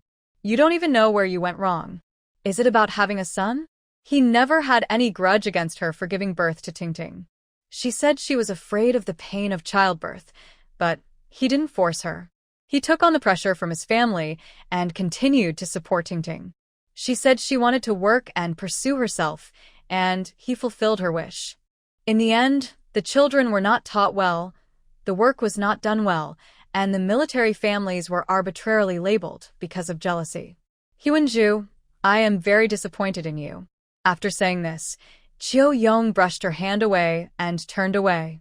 Hyewon-ju stared blankly at his indifferent back and collapsed to the ground. There will be cultural performances in the evening, and there will also be a commendation meeting before the activities begin. It took Lin Wanshu a long time to calm her man down and tell him that he was fine. He returned to the team before the commendation meeting began. Soldiers and their families did not sit together. Lin Wanshu brought Xiao Miao with her, Yu Fongfong on the left and Ji Hualan on the right. Always liked to stay close to her, was particularly silent today. Not only did he stop talking, he even stopped taking advantage of others. Her abnormal behavior caused everyone to worry. Luo Chunxiang happened to be sitting in the row in front of her. There were 7 children lined up next to them. The oldest looked to be about 10 years old, and the youngest was only 2 or 3 years old. After 2 days of acupuncture and taking medicine, Luo Chunxiang looks better today. When she sat down just now, she came over and said Heko to her. Wan, you must pay close attention to the commendation meeting later. Yu Fongfong leaned close to her ear and said with a smile. Hearing this, Lin Wanshu's heart skipped a beat, and she felt inexplicably excited. However, she didn't show it on her face, and instead glared at Yu Fongfong. You didn't pay attention to the commendation meeting. Are you going to slack off? Yu Fongfong touched her nose and chuckled a little embarrassedly. Can she say that she would have dozed off no matter what?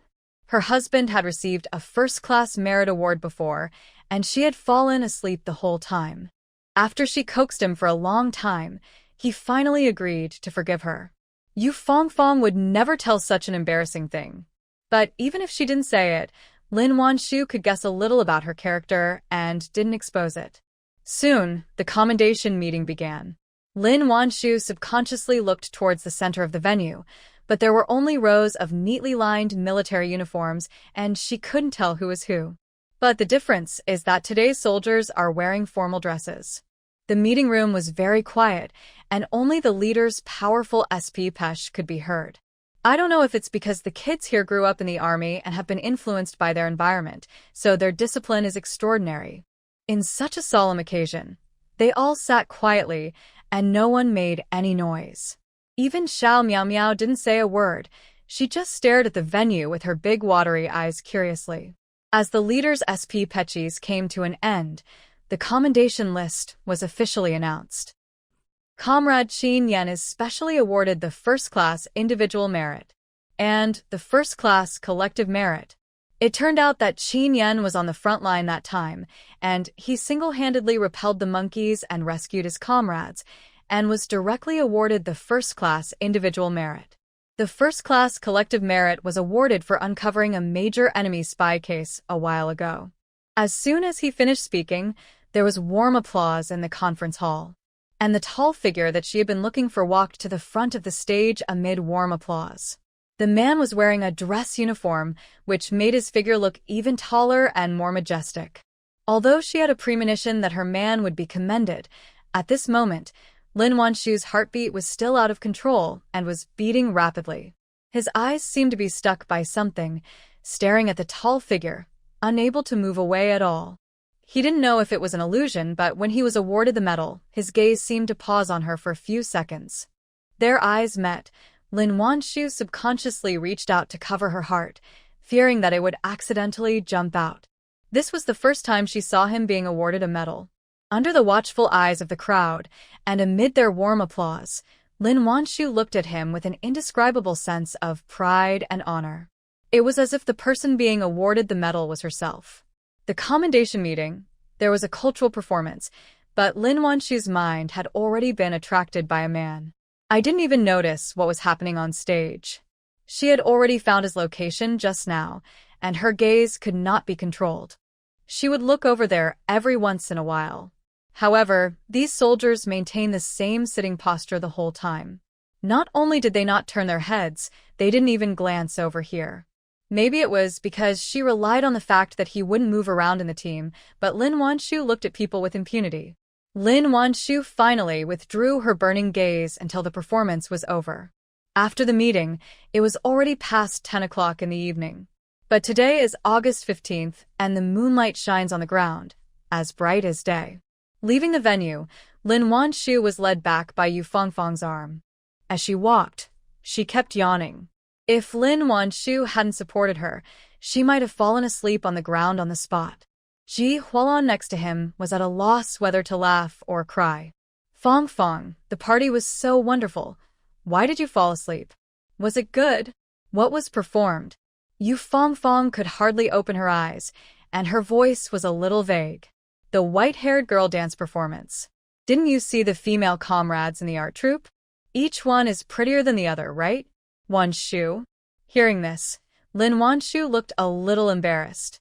She had no idea what was being performed on stage, so how could she possibly notice whether the female comrades in the art troupe were pretty or not? Seeing her guilty look, Ji Hualan was shocked. No way, Wanshu. Don't tell me you didn't watch the party either? Then what were you watching just now? What else can I see? Look at her old chin. Yang Zheng's teasing voice came from behind. She sat behind Lin Wanshu and saw that she was looking at the army the whole time and was not watching the performance at all. Hearing this, the military wives were all happy. I can't tell, Wanshu, you were looking at your man the entire performance. You see each other every day. Aren't you tired of seeing him? How can you be bored? Don't you even look at what the man looks like? If it were me, I wouldn't sleep at night just staring at him. Lin Wanshu. Lin Wanshu, who was very thick-skinned just now, blushed completely after being teased like this. What made her even more embarrassed was that the man in the topic had caught up with them without them knowing when. Seeing him, Lin Wanshu's face turned even redder. He have heard everything? When the military wives saw Qin Yan coming, they all watched the fun and continued to joke with him. Fengfeng, Qin Yan is here. You should return his wife to him. Qin Yan, your wife has been watching you all night. She probably has something to say to you. We won't disturb you. Having said that, Yang Zheng pulled Yu Fengfeng away. The others covered their mouths and laughed, then ran away. Xiao Miaomiao had already left with Shen Xiai and the others. Once bustling street. Lin Wanshu. Help, she wants to leave too. Just as I quietly quickened my pace, the next second, my hand was grabbed by a big hot hand. Lin Wanshu's heart skipped a beat. When I turned my head to the side, what came into view was the man's resolute yet handsome profile. The facial features with clear lines appear exceptionally three-dimensional under the interweaving of light and shadow, as if carefully carved, handsome and masculine. With just one glance, Lin Wanshu couldn't help but recall his appearance on the stage just now. My heart started pounding uncontrollably again. Daughter-in-law. Under the dim moonlight, A man's deep voice sounded. Um? Lin Wanshu was still immersed in his previous demeanor. When she heard him calling her, she responded subconsciously. But just as I responded, I heard a man's smiling voice. Is it good? You've been watching it all night. Boom, her face almost burned. He knew that she was looking at her from such a distance. Meeting his smiling eyes, she felt that if her heart continued beating like this, it might break. Annoyed that he teased her like this, Lin Wanshu turned her eyes around, held the man's hand back, and turned sideways towards him. It's beautiful, especially the way she wore the medal on the stage just now. I was completely mesmerized by her. A soft voice wrapped in a lingering fragrance sounded in his ears, and Qin Yan's breathing suddenly tightened. The bold and fiery words made Qin Yan's ears feel hot. Wan Wan. The sound of a man gritting his teeth was heard. Lin Wanshu, who had flirted with him, didn't dare to stay any longer. She pulled her hand back and ran away, leaving behind a string of silver bell-like laughter. But soon, Lin Wanshu learned what it meant to tease people for a while, but end up in the crematorium afterwards. Because she is going to the city tomorrow, the couple will not be able to see each other for at least a week. She barely got any rest that night. If she hadn't drunk the spiritual spring water before going to bed, Lin Wanshu suspected that she might not be able to get up. Early the next morning, Qin Yan rode his bicycle to take her to the county to catch the bus. There is a bus from the county that goes directly to Wen City, and it leaves at 7 o'clock. They arrived in the county town, so the couple had breakfast at a state-owned restaurant before going to the station. The stations of that era could not compare with the grandeur of the ones in Hoshi. The main entrance was a relatively tall brick building with a row of bungalows on each side. There is an iron gate on the right. Looking inside the gate, you can see a row of buses parked inside. The bus she was going to take had not arrived yet, but there were already quite a few people at the station. The two of them stood in the corner, making sure no one would see them, and Lin Wanshu hooked her finger at his. You should go back soon. You have to go back to the barracks later. Don't be late. I can do it by myself. Qin Yan lowered his eyes and looked at the beautiful, smiling face in front of him, feeling the little fingers wrapped around him, his eyes full of reluctance. Be careful when you get there and call me if anything happens, okay?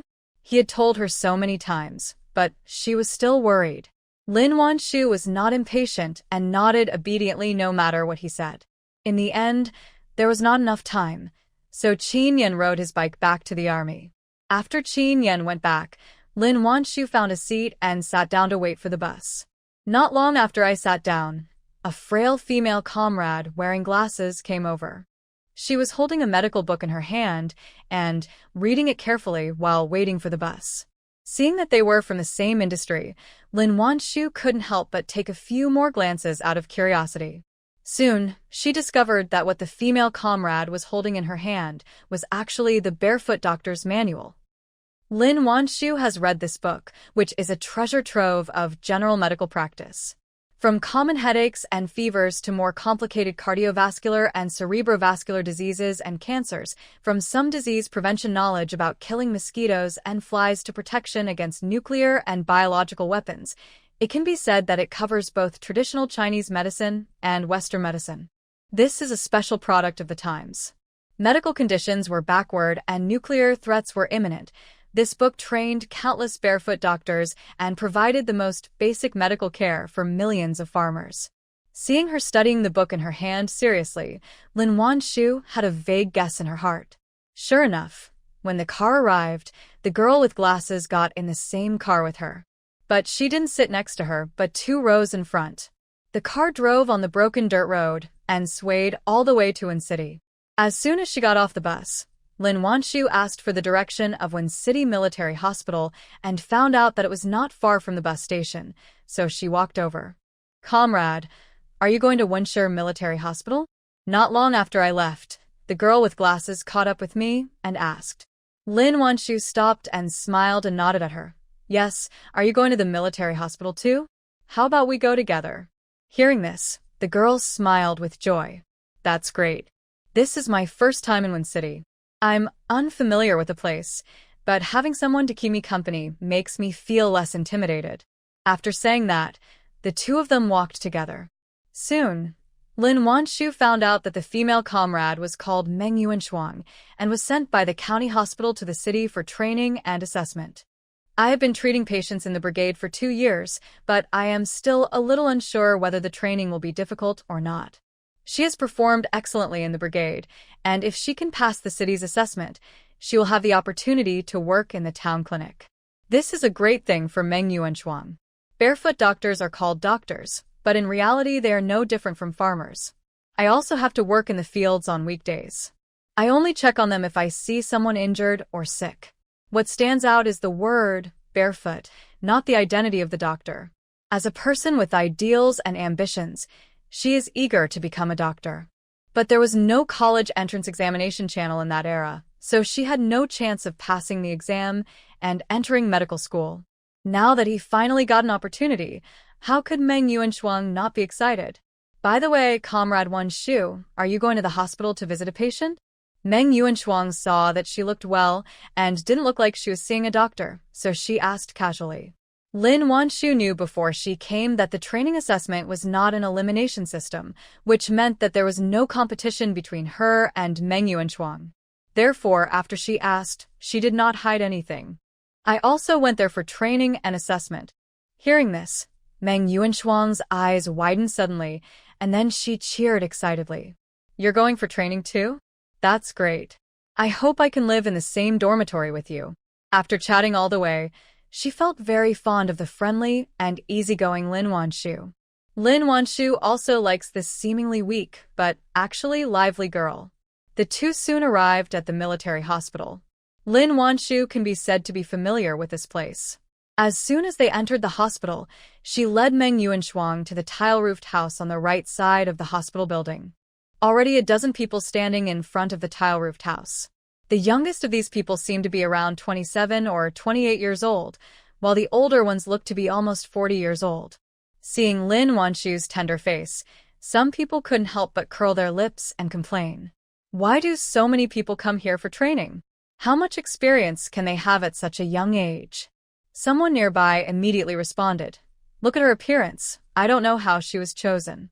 As soon as these words fell, several more questioning eyes turned towards Lin Wanshu. Meng Yuanshuang was so angry that her face turned red. How could they say such vicious words to a girl stranger? How can you judge people by appearance? Since Comrade Lin Wanshu was recommended here, she must have been recognized by the team. So, are you suspecting that there is something wrong with the team selection? Although she was a little timid, Meng Yuanshuang still bravely stood in front of Lin Wanshu. Hearing this, the person who had just complained about Lin Wanshu was suddenly speechless. Although they are still not convinced, do they dare to say that the group chose the wrong people? Lin Wanshu looked at the thin figure standing in front of her, and a touch of emotion flashed to her eyes. Patting Meng Yuanshuang's shoulder, she stood up.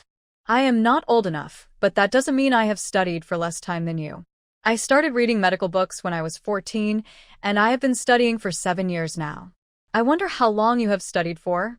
Hearing this, those who had originally doubted her suddenly felt embarrassed. After all, they were basically selected as barefoot doctors.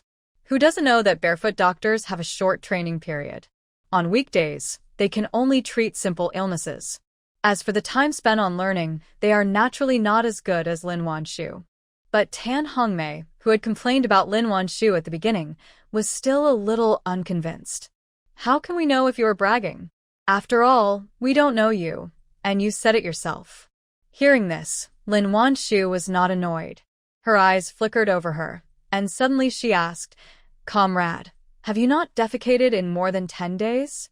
Hearing this, Meng Yuanshuang almost choked on her saliva. She tugged at Lin Wanshu's clothes awkwardly. Wanshu, why don't we go wait over there? Although this person does have a foul mouth, you can't mock someone's constipation in front of him, right? What if she holds a grudge against us, and we have to study together for a long time and spend every day together in the future? How awkward would that be? However, Tan Hongmei, who had a doubtful look on her face just now, looked very strange after hearing Lin Wanshu's words. Lin Wanshu gave Meng Yuanshuang a look that urged her to calm down, and then continued, Besides not having a bowel movement for more than 10 days, you also suffer from insomnia and dreaminess. Am I right? At this point, Tan Hongmei was completely upset. She asked in a lost voice, "How did you know?" The others also looked at Lin Wanshu in surprise and doubt. They had clearly just stood next to Tan Hongmei for quite some time, but they were unable to see her condition. Tan Hongmei hadn't defecated for more than 10 days just by meeting her? Just as I was thinking this, I heard Lin Wanshu's cold voice. I saw it myself. Your complexion is dark yellow. Your lips are purple. Your tongue is pale with white fur. You have bad breath and abdominal distension. This is constipation caused by blood deficiency. Lin Wanshu spoke. Tan Hongmei's mouth opened wider. Like I'm doubting my life. Can she judge her condition just by looking at her facial expression? How is this possible? Lin Wanshu ignored Tan Hongmei's surprise and continued. In addition to insomnia, do you also have symptoms of palpitations and dizziness? Now, even if Tan Hongmei wanted to not believe Lin Wanshu, it was impossible. When she thought that she could accurately predict her symptoms just by looking at her complexion, how could Tan Hongmei care about what she had just said about complaining about others? Grabbing Lin Wanshu's hand, she asked excitedly, "You can help me, right?" Constipation is an old problem that has troubled her. Tan Hongmei herself was a barefoot doctor. She tried to prescribe medicine for herself, but it could only relieve the symptoms and not cure them. Later, I secretly went to the county hospital to ask someone to prescribe medicine, but the condition only lasted for a while. She hadn't had a bowel movement for more than 10 days, which was why she went to Lin Wanshu for help without caring about her dignity. She just wanted to go to the bathroom quickly. If she couldn't defecate, she might become the first person to die from suffocation since the founding of the country. Others felt as if they were slapped hard in the face. The person who had just complained about Lin Wanshu wished he could dig a hole in the ground and crawl into it. Meng Yuanshuang looked at Lin Wanshu with admiration. I didn't expect that she was so powerful without showing off. Lin Wanshu calmly withdrew her hand and said slowly, "There's a way, but I didn't bring any medicine. I'll find some medicine for you after the class is over." Upon hearing this, Tan Hongmei suddenly became anxious. Wait until her class is over? Who knew how long the class would take? She couldn't wait. "Comrade, can you help me find it now? If you can cure my disease, I will go through fire and water to help you if you need me in the military hospital." Hearing this, Lin Wanshu pondered for a while before saying, "Since you are so anxious, comrade, I have another way, if it can solve your problem." When the others heard that she had a way to deal with Tan Hongmei's situation, their eyes suddenly lit up. "Comrade, how are you going to treat her? Can I watch?" "And me, I was too arrogant just now. I know I was wrong now. Comrade, can you give me a chance to learn?" After all, their trip was for learning and training. All grassroots health clinics are short of doctors, and it would be a great thing for them if they could become real doctors. What does face matter? Amidst the chatter, a surprised voice suddenly came. "Comrade Lin, why are you here?" Lin Wanshu turned around and saw that it was Lu Guoliang. She was immediately surprised and delighted. "Dr. Lu, long time no see. I'm here to participate in the medical staff training assessment." Everyone looked at Lin Wanshu, then at Lu Guoliang, their faces filled with shock. You can tell at first glance that the guy in the white coat is from this hospital. As a formal doctor, he was so polite to a student. How can this not be surprising? Heard that Lin Wanshu was here for training, he stopped joking. Okay, it's great that you can participate in the training. Our country has a big shortage of medical workers. It would be a pity if you don't do medical work with your skills." When Tan Hongmei saw that Lin Wanshu was actually chatting with someone, she suddenly felt dizzy. Carefully pulling Lin Wanshu's clothes, she said with a somewhat painful expression, "Comrade Lin, can you help me now?" Lin Wanshu did not delay and explained the situation to Lu Guoliang. After hearing this, Lu Guoliang immediately found a treatment room for her. "However you want to treat her, you can treat her here." The others were originally studying medicine, so they all followed in shamelessly. Lu Guoliang still had to go to work, so he said hecko to Lin Wanshu and left. Lin Wanshu used special techniques to give Tan Hongmei massage using basic acupoints such as Tianshu, Dechengshu, Shengjutsu, and Jigo. although she has never practiced it with real people. But the space contained various medical auxiliary equipment that she bought in her previous life. With day-to-day practice, her techniques are even more professional than those of students graduating from ordinary medical schools. An expert can tell whether something is good or not with just one look. Lin Wanshu's massage. Tan Hongmei kept farting. The whole house was filled with an indescribable smell. Fortunately, Lin Wanshu was well prepared and borrowed a mask from Lu Guoyang before coming in. Others didn't have masks, but they were medical workers after all, so this was no big deal to them. The most important thing is that Lin Wan's method seems to be really effective. No matter how powerful Tan Hongmei is, she is still a woman. She was extremely embarrassed after hearing this fart. At the same time, she felt more and more guilty about her prejudice just now. Lin Wanshu didn't know what she was thinking. After pressing the basic acupoints, she pressed Zasanli acupoint for her. But before she finished the massage, Tan Hongmei suddenly jumped up from the bed. "I'm going to the bathroom first."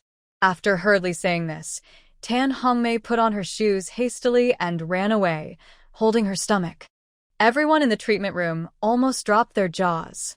After Tan Hongmei ran out, a stern voice suddenly came from the door. "Are you students from this batch? Why are you all here?" Lin Wanshu turned around and saw a middle-aged female doctor who was about 40 or 50 years old. He is not tall, and his figure is a little thin like most people nowadays. Her jet-black hair was combed smooth and shiny and neatly tied behind her head. His slightly thin lips were pursed into a line, making him look particularly stern. "Heko, Professor. We are students of this term. We were just watching Comrade Lin Wanshu giving Comrade Tan Hongmei a laxative massage." Zhuo Xinshu explained with a simple smile.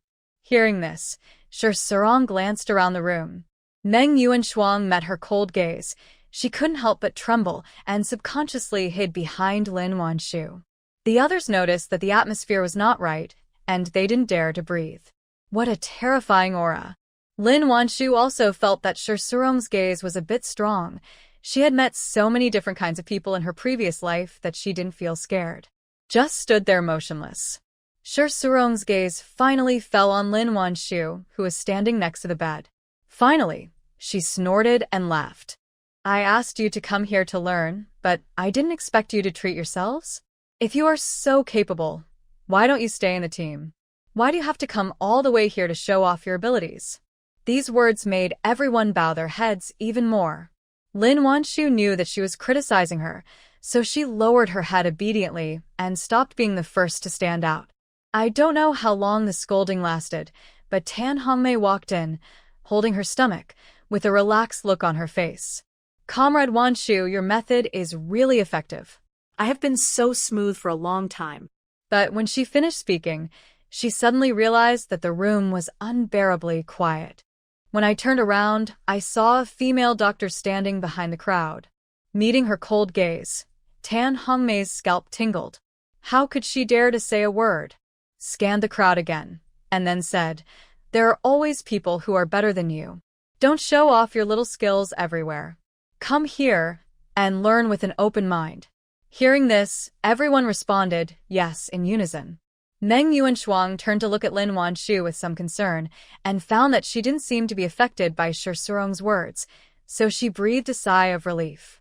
Soon the training course began.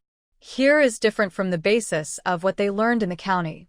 The training at Wen City Hospital become more difficult, but they will probably have to memorize the medical books for a long time. Received the thick medical book, she felt dizzy. She felt that by the time she finished memorizing these books, she would never know when. Isn't this too difficult? I have to memorize medical books while going on house calls with Dr. Shi and be tested by her at any time? Tan Hongmei felt that the intensity of this training was much lower than that of the training she had received in the county. When Shi Surong heard Tan Hongmei's muttering, her eyes suddenly darkened. If anyone has any objections, you can go back now. Feeling Shi Surong's cold gaze, how could Tan Hongmei dare to complain? She immediately shrank her neck, wishing she wouldn't be seen by her. Seeing that she didn't say anything else, Shi Surong withdrew her gaze with satisfaction. I'll give you 7 days to memorize this book. I'll conduct random checks then. Sarong patted the book in her hand and spoke slowly. After hearing this, everyone couldn't help but look stern. Such a thick book. Memorize it in a week. Lin Wanshu lowered her eyes and looked at the book in her hands. Amid the wailing of the crowd, her expression seemed particularly calm. Sarong's eyes stayed on Lin Wanshu. After a moment, she continued, I'll be frank with you. If you can't memorize it in a week and can't keep up with the progress, you should return to the team as soon as possible. She didn't care how they carried it, she didn't have that much time to take care of them, anyway. If you don't have enough ability, it will be good for everyone to go back early. Hearing this, everyone was frightened. They finally got the opportunity to come to Wen City for training. How could they possibly go back? Even if they have to stay up late at night, they are determined to finish this book. In this way, Lin Wanshu's training began intensively. On the other side, the Red Flag Brigade was once again in a state of excitement. What did you say? Qin Yan's wife was in the newspaper? Someone said in shock. You must be kidding, right? That's a newspaper. How can you just publish it whenever you want? Someone complained in disbelief. That's right. How come I didn't know she was in the newspaper? The captain didn't say anything either. After all, this is a great honor. The captain knew. How could he not tell them? How could it be false? You'll know if you go and see it. Qin Hua is still reading the newspaper. I heard that it was sent back by Lin Wanshu from the army. It's published in the newspaper of Wen City, Yun Province. It's normal that we can't see it. After hearing this, how could the people nearby wait any longer? They all ran towards the Qin family. That was a big news in the newspapers. There was a celebrity in their village. They walked out saying they all had face. At the same time, He Manxiang was sitting listlessly under a tree to rest. She has been pregnant for a while, but she vomits everything she eats. She didn't have much flesh to begin with, and now she is even thinner. She originally thought that since she was pregnant, Lu Juhua would treat her better no matter what, but she never expected that after she became pregnant, she was scolded even more severely. She was being hypocritical in her words and deeds. Which woman wouldn't get pregnant? She was the only one who vomited all day and wasted food. Zhao Mingyuan's attitude was even more strange. There was no joy of being a father at all. Instead, he felt indescribable irritability. This forced He Manxiang, who had originally wanted to use the child to persuade him to go out and earn money, to temporarily give up the idea. She had just got off work. She had been pulling weeds for the entire afternoon and was extremely tired. She didn't want to move at all, nor did she want to go home to see Lu Juhua's face. She picked up the kettle beside her, unscrewed the lid, and was about to drink some water when suddenly a feeling of nausea came over her. He Manxiang quickly ran to the bushes and started vomiting. But after an afternoon of consumption, her stomach was already empty, so how could she vomit anything? At this moment, a concerned voice suddenly came from the side. Manxiang, are you okay? He Manxiang turned around and saw that it was Wang Yongsheng. She felt even more nauseous. What's it to you? She rolled her eyes and looked away. Wang Yongsheng was not angry. Instead, he took out an egg from his pocket with a smile. Manxiang, I heard that you have a poor appetite. Here are the eggs I cooked for you at noon to nourish your body. As he said this, he held the egg in front of her. He Manxiang has not had a good day since she married Zhao Mingyuan. Not to mention eggs, she has barely had a sip of egg soup. When she saw the eggs he handed her, she couldn't help swallowing hard. But she reluctantly suppressed her greed when she thought of Zhao Mingyuan's future success. No, you take it. Lin Wanshu could endure such hardship, so there was no reason for her to lose to her. You really don't want it?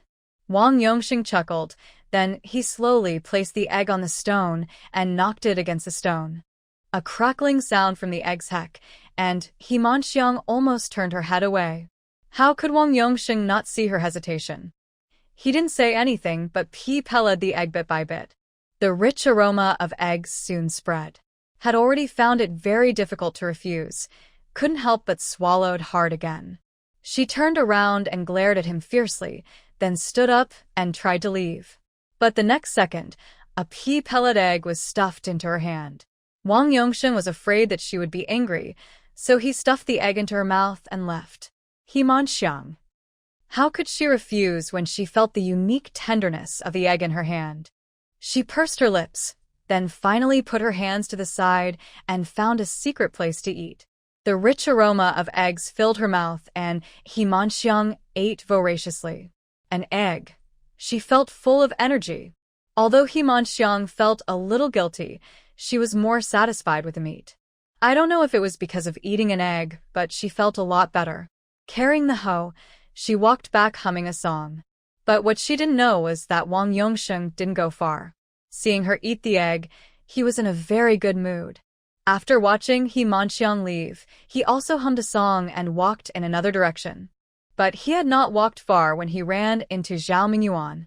When he saw him, a trace of guilt flashed across Wang Yongsheng's face, but soon he forced himself to calm down. He, why are you here? Zhao Mingyuan stared at Wang Yongsheng intently, as if he was looking at a heartless man. Did you go to see Himanxiang just now? Hearing this, Wang Yongsheng's face froze. He looked around and found no one around. Then he lowered his voice and said, Are you crazy? Can you stop being unreasonable? If their relationship were to be known, they might be shot. Is this the time to be jealous?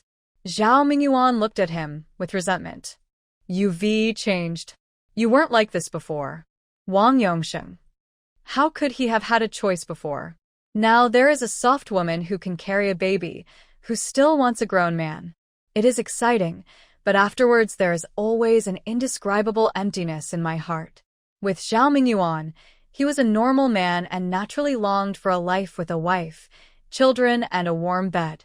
However, Himanxiang's baby hasn't been born yet, so now is not the time to fall out with Zhao Mingyuan. Thinking of this, Wang Yongsheng suppressed his impatience and coaxed Zhao Mingyuan in a gentle voice. Hey, what are those two doing? Why do they look weird? Not far away, someone cast a strange look at them. Hiss. Now that you mention it, I also feel that something is wrong. Why is Zhao Mingyuan looking at his mother like that? Although it is normal for two grown men to be close to each other, their body language will differ depending on their relationship. When Zhao Mingyuan got excited, he couldn't control his movements. Wang Yongsheng saw someone pointing at them out of the corner of his eye, and his face suddenly changed. Not daring to say anything more to Zhao Mingyuan, he left in a hurry. Seeing how perfunctory he was, Zhao Mingyuan became even angrier. With a gloomy face, he saw Himanxiang sitting on the bed with a depressed look on her face. Himanxiang was in a good mood after eating an egg, but on the way back, she heard the news that Lin Wanshu was in the newspaper. I'm very angry at the moment. Seeing Zhao Mingyuan coming back, she couldn't hold back any longer and complained. They say that if you marry a man, you get clothes and food.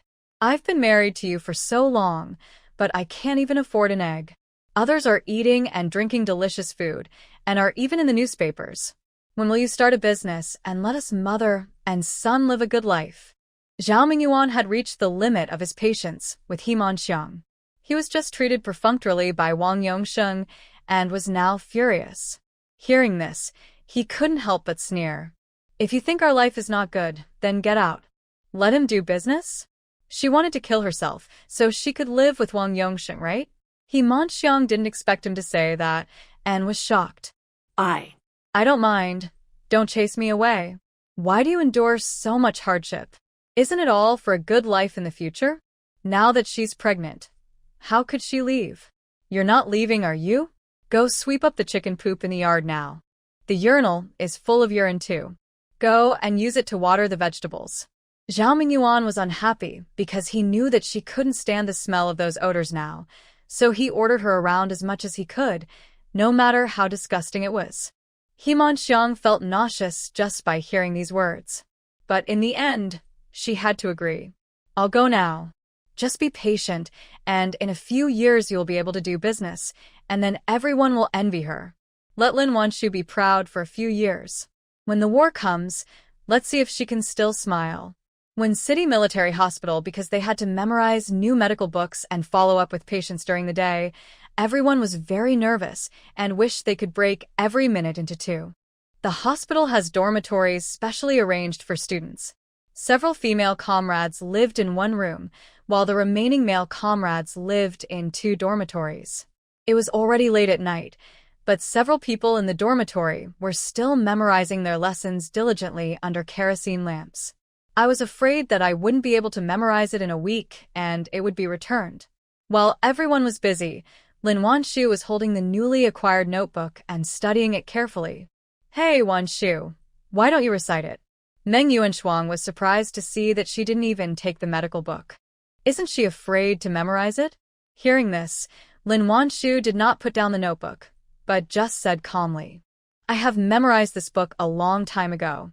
Hearing this, the girls in the dormitory almost cried with envy. "It's so unfair. How did you get this medical book? And you memorized it in advance?" Someone couldn't help but mutter. But he was immediately retorted by Tan Hongmei. "Can I borrow a book? It's not like the library is closed. Although not all books are available, this kind of reference book is still well preserved."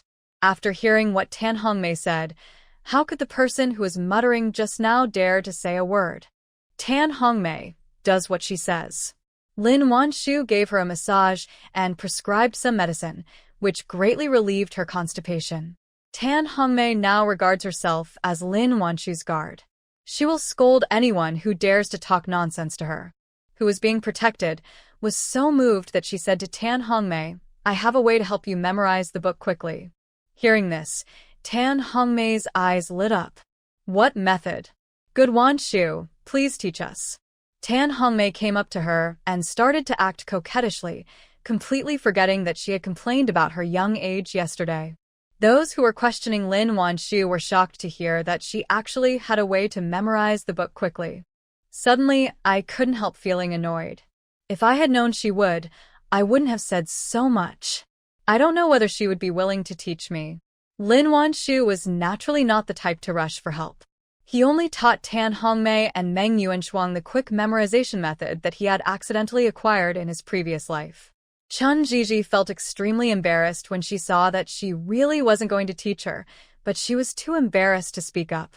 Until she saw Tan Hongmei and her partner memorize a medical book in just 3 days. Comrade Wanshu, I'm sorry. I admit that I was jealous of you before, which is why I said that. I beg you to be magnanimous and forgive me for the mistake I made in the heat of the moment. Since she had apologized so sincerely, Lin Wanshu naturally didn't bother with her anymore. I also taught her how to memorize. Seeing how generous she was, Chen Jiji suddenly felt a little ashamed.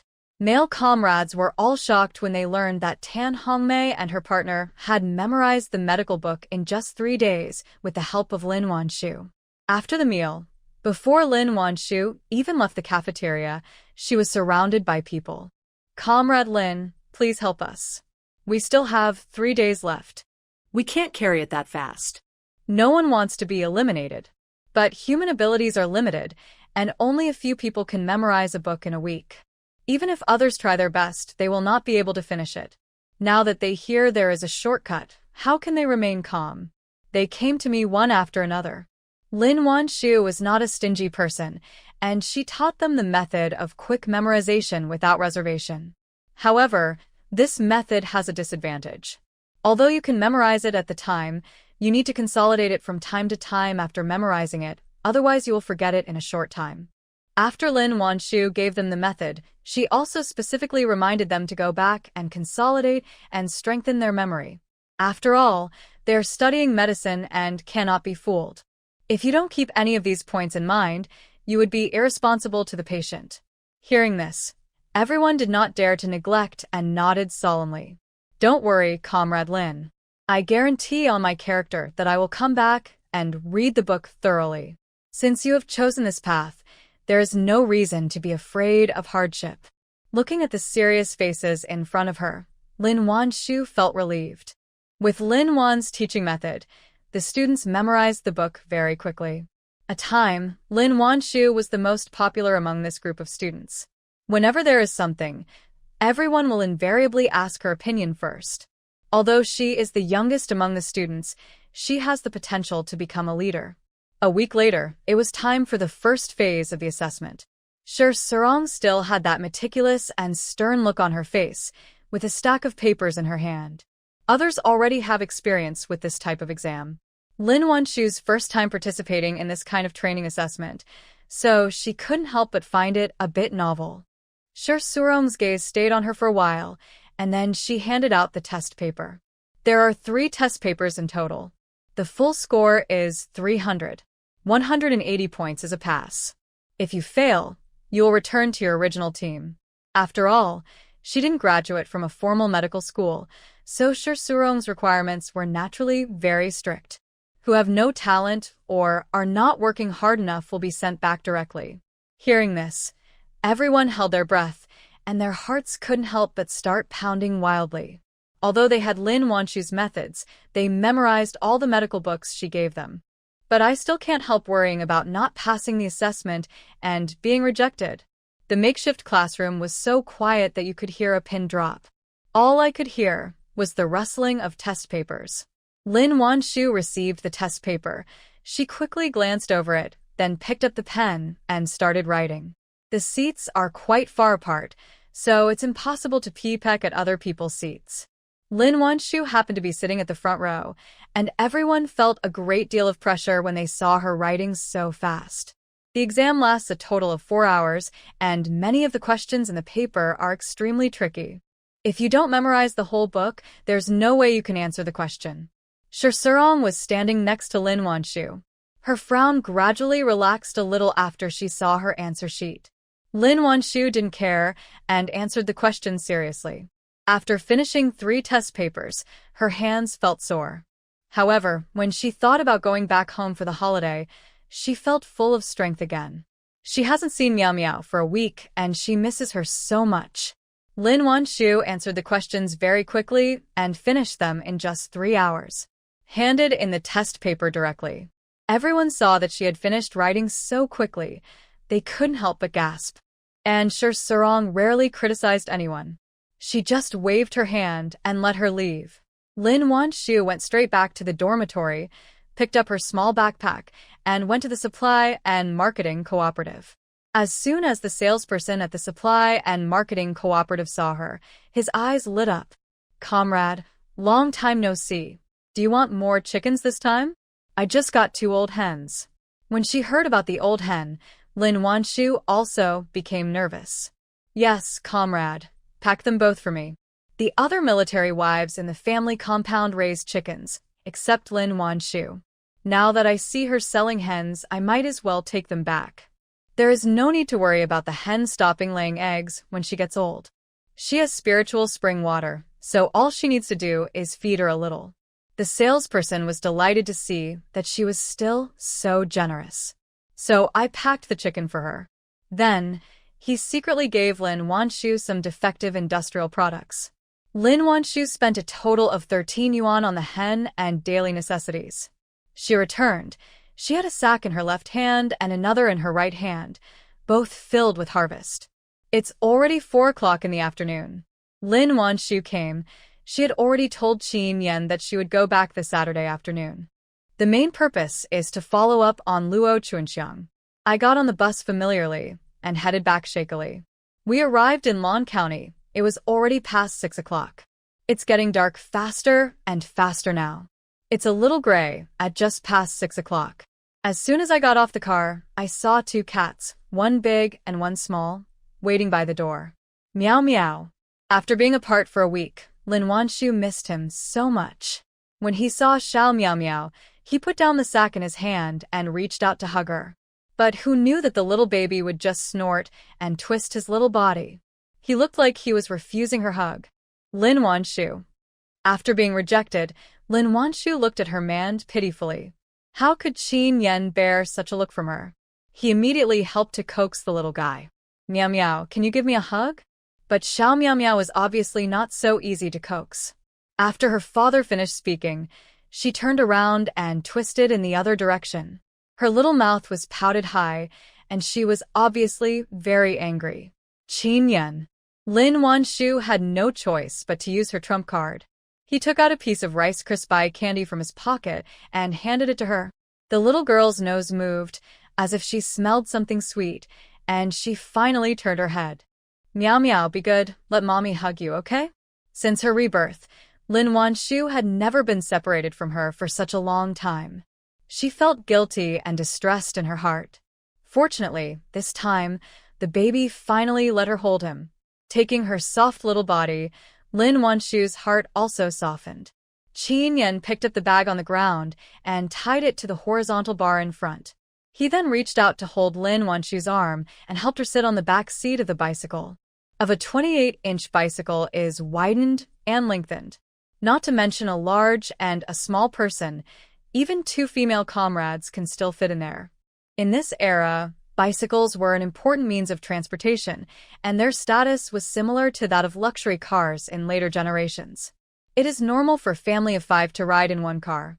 Xiao Miao Miao sat in front of Lin Wanshu, looking up at her mother from time to time, as if to confirm whether she was still behind him.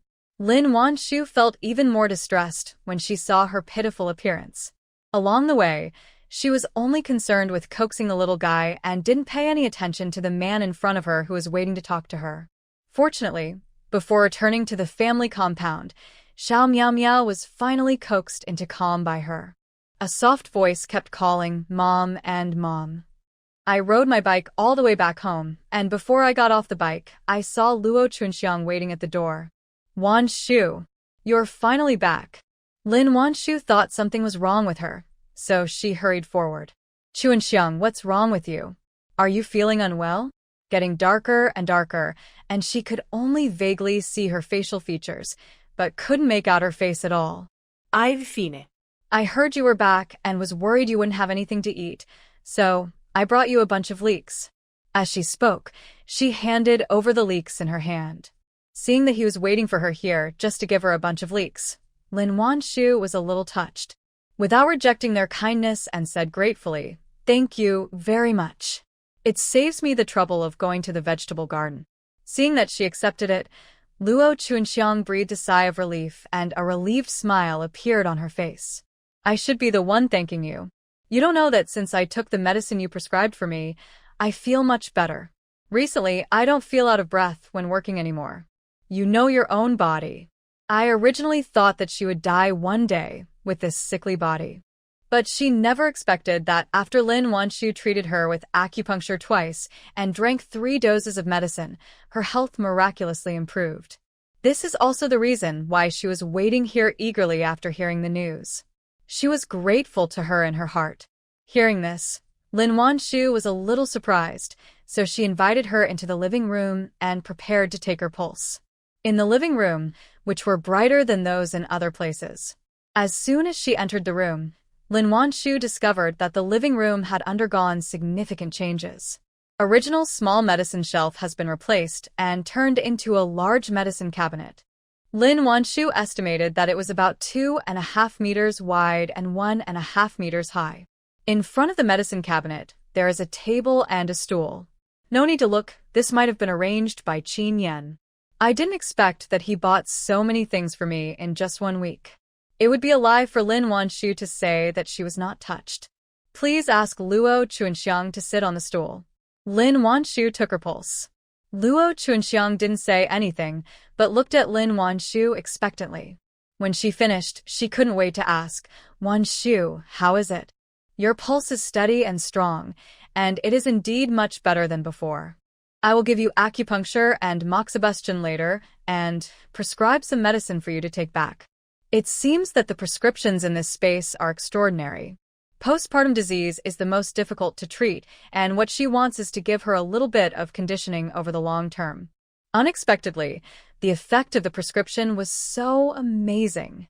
Hearing this, Luo Chunxiang was overjoyed. "Thank you, Wanshu. If it weren't for you, I wouldn't know what to do. She has so many children at home. They do if I left? You're welcome. I'm glad to help you. Who can accept a man's 3 nephews and take good care of them?" For people like this, Lin Wanshu would do whatever she could to help. After giving her acupuncture and prescribing medicine, Chunxiang thanked the doctor repeatedly before leaving. As soon as she left, Yu Fangfang and Ji Hualan arrived. Ji Hualan was holding a plate of dumplings in her hand. "Wanshu, I made some dumplings for you to try." Yu Fongfong didn't bring anything, but she didn't feel embarrassed. Instead, he looked at Ji Hualan with an accusing look. You treated Wanwan to dumplings, but not me. You're so biased. Ji Hualan rolled her eyes and didn't indulge her. If I send Wan Shu something delicious, she will also send me something else. If I send you something delicious, it's like throwing meat buns at a dog. After all, she's the type who can burn down the kitchen just by cooking. Can she expect her to make delicious food for herself? Yu Fongfong chuckled and wasn't embarrassed at all. Don't be like this. After all, we are so familiar with each other. At worst, I can ask my husband, Mr. Fong, to make you something delicious next time. Ye Hualan. Your family's Lao Fong made delicious food, so I'd better leave it for you to enjoy. The couple should not laugh at each other. Although Fong Yandong would not burn down the kitchen, the food he made could only be considered cooked. There's no way to say how delicious it is. I think it's more realistic to rely on your son than on Mr. Fong. Lin Wanshu also joked. When Yu Fongfong heard this, her eyes suddenly lit up. You rewrite. I'll let my son learn cooking from you. Whether he can eat good food in the future depends on him. Feng Jianxi, who had just walked to the door, sneezed loudly. Who was scolding him? Lin Wanshu was just talking casually, but she didn't expect Yu Fongfong to start thinking seriously about it. She was suddenly at a loss whether to laugh or cry. Your home is so small. How could you do that? Just as I finished speaking, I heard Xiao Jianxi ask defensively, Mom, what do you want me to do? Yu Fongfong. Didn't he just want him to cook a dish? Why did he look like he was facing a great enemy? But perhaps she still had to have some shame, so Yu Fongfong didn't say this out loud. But Ji Hualan, who was standing by, betrayed her without mercy. Your mother wants you to learn how to cook from Aunt Wan Shu so that you can cook for her in the future. Hearing this, Xiao Jianxi took a step back reflexively. Mom, how old am I? Do you want me to cook? He said with an accusing look on his face. Yu Fongfong touched her nose awkwardly. You're not that young anymore. You're already in school. Feng Jianxi roared angrily. I went to kindergarten, not elementary school. Yu Fongfong. Could she say he was so capable that she ignored his age? Lin Wanshu couldn't help laughing when she saw the mother and son bickering on a daily basis. Ji Hualan came to bring her food, but Yu Fongfong simply came because they hadn't seen each other for a long time and missed her. While Lin Wanshu was cooking, she strongly requested to help light the fire. Ji Hualan was worried and just watched from the side. Not long after, Tang Qian, who heard the news, also came over. Wan Shu, you're finally back. Without you, the family compound has become much quieter. As soon as they met, Tang Qian said excitedly. But Yu Fongfong ruthlessly exposed it. Is it because Wan Shu is not here that you can't take advantage of others? That's why you feel lonely, right? They often teased Tang Qian about this, and she always just laughed it off. But today, Tang Qian just smiled awkwardly and did not refute. Yu Fongfong looked at her strangely for several times. Tang Qian, what's wrong with you? Are you worried about something? Unable to hold back, she asked. As soon as he finished speaking, tears flashed in Tang Qian's eyes. Then she blinked rapidly again. Look at what you said. How could I have anything to do? I just came to see if Wan Shu brought back any goodies from the city. Yu Fongfong. Well, her concern was in vain. Lin Wanshu vaguely guessed that Tang Qian was probably troubled by matters at her mother's side again. But she didn't want to say it and she didn't want to ask any more. He smiled and said, I did get something out of this. As she spoke, she asked Ji Hualan to help watch over the vegetables, and then she brought over the sack that was in the corner of the kitchen. Once opened, there are all kinds of goods inside. Wow. Wan Shu, did you go to the city to buy goods? Why did you buy so many things? Although their men have money and tickets every month, many things cannot be bought just because they want to. Seeing what was in Lin Wanshu's bag, everyone was a little surprised. These are defective. No tickets are needed. I'm familiar with the salesperson. I don't need any of the items she sells to me. See if you need any. If you do, take them. Yu Fongfong had everything she needed, except Lin Wanshu. Ji Hualan took a fancy to the enamel cup with a little more paint. But just as she asked the price, Lin Wanshu glared at her. You helped me look after my child, and I still charge you money. What kind of person am I? Not only did she not take the money, she also stuffed several things into her pocket. Tang Qian had her eyes on many things, including a kettle, sandals, a kerosene lamp, and elastic bands. Felt she needed everything. But surprisingly, Tang Qian, who always loved to take advantage, actually paid for the food obediently after picking 3 items this time. This caused Yu Fangfang to look at her strangely several times. But because of what happened just now, she didn't complain. We hadn't seen each other for about a week, and they didn't leave during dinner. I asked her about her condition in the hospital with concern. Qin Yan hasn't been able to have a good chat with Lin Wanshu since she came back. His wife was taken away from him, and he had no place to seek redress. I could only eat in silence. After finally sending Yu Fangfang and Ji Hualan away, Tang Qian, who was left, pulled Lin Wanshu into a corner and started chatting with her in whispers. Knowing that they were whispering, Qin Yan did not listen. He boiled water for Xiao Miao Miao and prepared to give her a bath later. Wanshu, I really can't find anyone to talk to, Tang Qian said with red eyes. Hearing this, Lin Wanshu said with concern, You can tell me what's wrong. Although I may not be able to help you, some words will make you feel better when you say them out loud. Hearing her say this, Tang Qian completely let down her guard. Wanshu, do you think I did something wrong? He's my dad. How can I ignore him? It turned out that Tang Qian's father had a serious leg injury and could not work. Her sister-in-law and her husband thought her father was a burden and refused to support him. She could only send money and things back home every month, hoping that her father would be taken care of. Not long after I sent the items back, they called me again and asked me for money. When saying this, Tang Qian felt her heart was heavy and she couldn't breathe. Because of her endless spending on her parents' side, her husband has ignored her for half a month.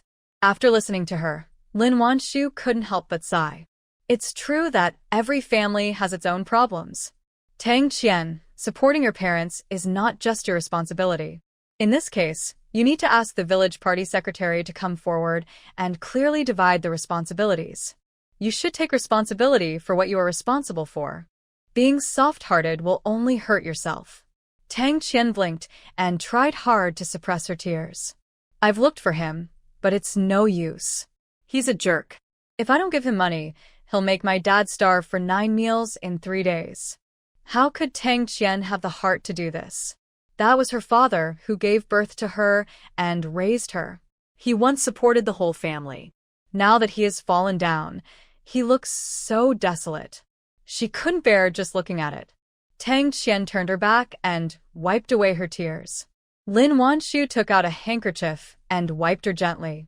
She never expected that Tang Qian, who always loved to take advantage of others, actually had a vampire-like brother and his family behind her. No wonder she still lives a tight life even though her husband has an allowance. She didn't know how to comfort him in this situation. After all, the country is far away, and if she doesn't go back, her brother won't know what happened to her father. At least now, for the sake of money, they will keep him hanging no matter what. How did your father injure his leg? How is he now? Unfortunately, transportation is inconvenient these days, so it would be difficult for her to go and help her even if she wanted to. I was hit by a big rock while repairing a water conservancy project. Although my leg was saved, I can't work anymore. Both legs were hit at the same time.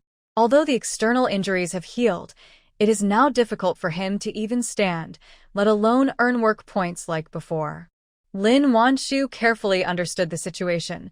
She suddenly remembered the ointment she had just developed in the space. However, this ointment has not yet undergone large-scale clinical trials, so she couldn't bring it up. She could only comfort her with a few words and let her go back first. Tang Qian originally just wanted to find someone to talk to. Seeing that Lin Wanshu didn't look at her strangely for subsidizing her parents' home like others did, she felt much better. Without saying anything more, she picked up the few things she and Lin Wanshu had just bought and was about to leave. But he was stopped by Lin Wanshu. Tang Qian, wait a minute, take this piece of cloth back. If it were in the past, Tang Qian would have taken it shamelessly. But this time, she hesitated. She knew in her heart that if she sent the fabric back, not only would it not win gratitude from her brother and sister-in-law, but they would even dislike it because it was defective. Tang Qian could imagine what contemptuous words they would say.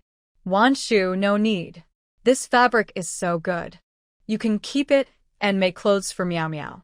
It's just a minor flaw and doesn't affect anything at all. Lin Wanshu had plenty of fabrics, so she had no shortage of them. After persuading her a few more times, and seeing that she really refused to accept it, I gave up. After Tang Qian left, Lin Wanshu was about to take the cloth back, but when she turned around, she almost bumped into her man. How come you walk without making any sound? It's so scary. She glared at him, her hand over her heart. Qin Yan's eyes fell on her green jade-like hands. He paused, then looked away and said, "Give me the cloth. I'll get you some water. Go take a shower." That vague glance made Lin Wanshu's heart jump suddenly, and her face couldn't help but get hot, stunning and reserved. Lin Wanshu glared at him, stuffed the cloth into his hand, and then turned to go to the shower room. Behind him, there was the sound of a man laughing muffledly. Facing his burning gaze, Lin Wanshu walked into the shower room dazed. Not only was the water in the shower room ready, even her clothes were ready. But when she saw clearly what clothes he had picked for her, Lin Wanshu's heart couldn't help but skip a beat. It turned out that she made this dress on a whim when she saw the fabric in the space. After she finished it, she stuffed it into the closet in the space. How did he find out? Retracting her gaze, Lin Wanshu bit her lip and somehow took out a specially made soap from the space. After a while, the whole shower room was filled with an enticing sweet fragrance. After taking a bath, Lin Wanshu's little face was flushed, and her eyes were wet, sparkling and affectionate. As soon as the door opened, I was met with a pair of deep eyes. I don't know how long he stood outside. Lin Wanshu didn't say anything, and Qin Yan didn't say anything either, but the tacit ambiguity made people blush and their hearts beat fast for no reason. She bit her red lips lightly, glanced at the man with her beautiful eyes, paused, and then walked towards the room. But that step had an inexplicable swaying charm. Soon, the restrained yet slightly anxious footsteps of a man could be heard from behind. Lin Wanshu stretched out her hand and gently pushed the door open. The next second, she was hugged from behind.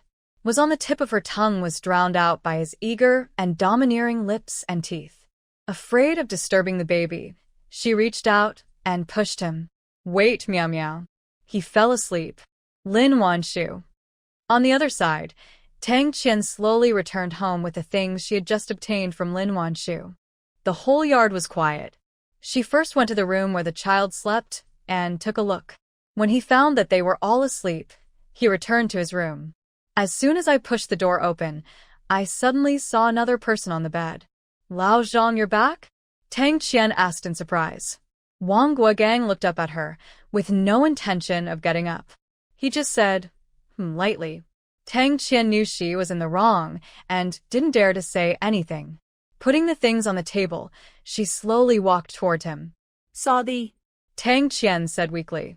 Wang Guogang snorted and laughed. "Tang Qian, how many times have you apologized to me? It's like this every time. I apologize sincerely, and do what I should do next." He earns several dozen yuan a month, but after so many years, there are only a few dozen yuan left in his savings account. How could he not be annoyed? Tang Qian didn't dare to say a word. Her head almost dropped to her chest. Wang Guogang was too lazy to say anything and just took out 2 $10 bills from his pocket. "This month's allowance has been paid, and here are the $20 for you." Hearing this, Tang Qian's eyes widened. "Only $20? Wang Guogang glanced at her coldly, paused, and then said, "It's only 20, which covers all the expenses of our family for a month. If you don't want it, I'll put it away." But $20 is not enough. After deducting household expenses, she couldn't afford to send any money to her parents' home. What should her father do if there is no money? "If you think it's not enough, go and earn some money. I have no problem with how much you earn, and give it to your father. I have to save the money I earn to build a house. All of Wang Guigang sympathy had long been exhausted by his brother-in-law's repeated demands. It's not that he doesn't want to help, but if he continues to help, he won't even be able to afford his own children's education. Moved her lips, wanting to say something, but not knowing what to say. Finally, she took the 20 yuan from his hand somewhat dejectedly. Her hands and her father's pitiful appearance flashed through her mind, followed by Wang Guigang's cold voice, telling her to go and earn the money if she wanted it. Who doesn't want money? But how can a job be so easy to get? Tang Qian lay silently on the side where she usually slept. Wang Guigang ignored her. He was so angry that he was in no mood to speak. At the same time, He Wenju was not so lucky. Ever since Qiu Yong scolded her during the Mid-Autumn Festival, she hasn't seen him again. When He Wenju thought of what he said, she became so anxious that her mouth started bubbling. After waiting for a long time, Qiu Yong finally came back, but he asked her to pack her things. "I'm not going back." He Wenju grabbed his clothes and pleaded in a trembling voice. "I was wrong. I won't talk nonsense again. Please don't send me back to Ning City." But this time, Qiu Yong was very determined. "I've arranged a job for you in a textile factory. If you don't want to live at home, you can live in the dormitory." Qiu Yong thought about it for many days before making the decision. Since they always quarreled when they lived together, they might as well see each other once a year like before. It also saves her from talking without restraint and causing trouble for him here. Seeing that he was serious and even found a job for her, He Wenju's mind went blank. The great panic made her start talking without thinking again. "I knew it, I knew you changed your mind. How could you do this to me?" She doesn't want a job in a textile factory. She wants to be the head of the Parent-Teacher Association. Hearing her talking nonsense again, Qiu Yong felt exhausted and became more determined to send her back. "Pack your things, and I'll take you back tomorrow." Having said that, he turned and walked out. He Wenju looked at his back as he left, staggered, and sat on the ground. After a while, it started raining. The rain in autumn is different from that in other seasons. When the wind blows, your whole body feels chilly. But He Wenju seemed not to feel it. My mind was filled with his words about sending me back. How could he do that?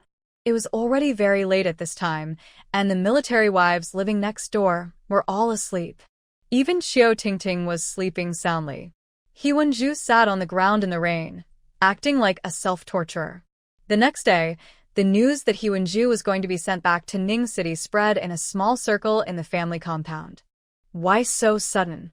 Yang Zheng asked with some surprise. "What's so sudden about it? You don't know they quarrel every other day. If it were me, I wouldn't be able to stand it either. Didn't you see that the commander often stays in the barracks and doesn't come back? If his family is not harmonious?" After hearing this, everyone immediately understood. What about her work in the family committee?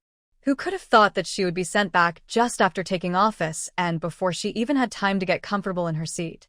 What else can we do? I guess Director Ma will take over first. After all, she did pretty well before. Director Ma is emotionally stable and warm-hearted, and he won't give orders rashly when he's hot-headed. This is a blessing for them. Originally, He Wenju was not the director of the family committee, and no one paid much attention to her. But since she became the director of the Parent-Teacher Association, they realized how lucky they were to have a steady leader. Although no one said anything about He Wenju's return to Ning City, everyone was privately happy to see it happen. Some of the braver ones even went straight to the door to watch the fun. But they waited and waited for a long time, but there was no sign of the group leader, nor did they see He Wenju coming out with the luggage. Instead, he got the panicked Qiu Tingting. "Andy, please come in and help. My mother is sick." Hearing this, everyone present had some doubt on their faces. It be that He Wenju is pretending to be sick? "Tingting, is your mother really sick?" "It's true, she's been talking nonsense." Qiu Tingting's voice was filled with panic and crying. Hearing this, the military wives looked at each other and finally decided to go in and take a look.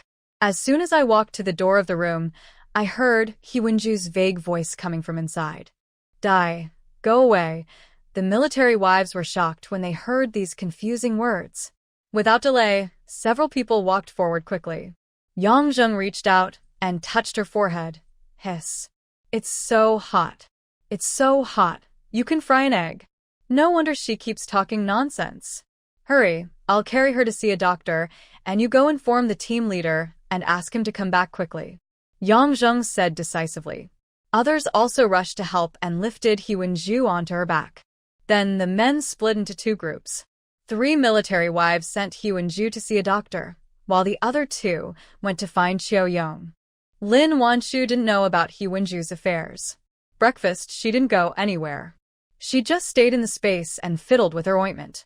Qin Yan didn't have to go to the military camp today, so he was in the study. On one hand, he was helping Lin Wanshu to see if anyone came looking for him, while on the other hand, he was fiddling with something. Upon closer inspection, this strange-looking thing in his hand was surprisingly similar to a sniper cannon in Lin Wanshu's space. Ever since drinking the spiritual spring water, Qin Yan not only has extraordinary 5 senses, but also has an extraordinarily sharp intuition. This made him feel like he could replicate the sniper cannon based on the blueprint. Just do it when you think of it. Qin Yan used the materials currently available and his spare time to figure out how to make a sniper cannon bit by bit. I have to say, the sniper gun is extremely powerful. Ordinary sniper rifles can eliminate targeted targets, but with one shot from the sniper cannon, the entire trench is gone. The aim is precise, and the damage is astonishingly great. If this sniper gun could be used on the battlefield. Thinking of this, Qin Yan became more and more eager to replicate the sniper cannon as soon as possible. Xiao Miao Miao and Lin Wanshu spent the whole morning together. Her brother called her out to play again. At this moment, there are only the couple left at home, each busy with their own things. In the space, the little rabbit's injured forelimb had long since recovered to normal. Although there are still shallow scars on the surface, the little rabbit can already jump around. There were many injured animals in the laboratory, all of which were covered with ointment. The forest is a world where the strong prey on the weak, and hunting and escaping are happening every moment. The difference is that the small animals that were previously hunted are now eaten. But this time, they were all saved by Lin Wanshu. She also fed the predators meat to prevent them from starving to death. Lin Wanshu checked them one by one. Nothing unusual was found, and the recovery conditions of the little animals were similar to that of the little rabbit. If the experiment is successful, I can't imagine what kind of sensation this ointment will cause. It has good effect, is easy to use, and has strong repairing power. Lin Wanshu was a businessman in her previous life, so she naturally knew how valuable this ointment was. If applied well, not only will the troops benefit, but it will also provide a lot of jobs. Lin Wanshu looked at the ointment in her hand and fell into deep thought. I don't know how long it had been, but Qin Yan's voice suddenly came from outside the door. Wan Wan, someone is looking for you. Hearing this, Lin Wanshu hurried out of the space. As soon as she walked out of the room, she saw Yang Zheng walking towards her quickly.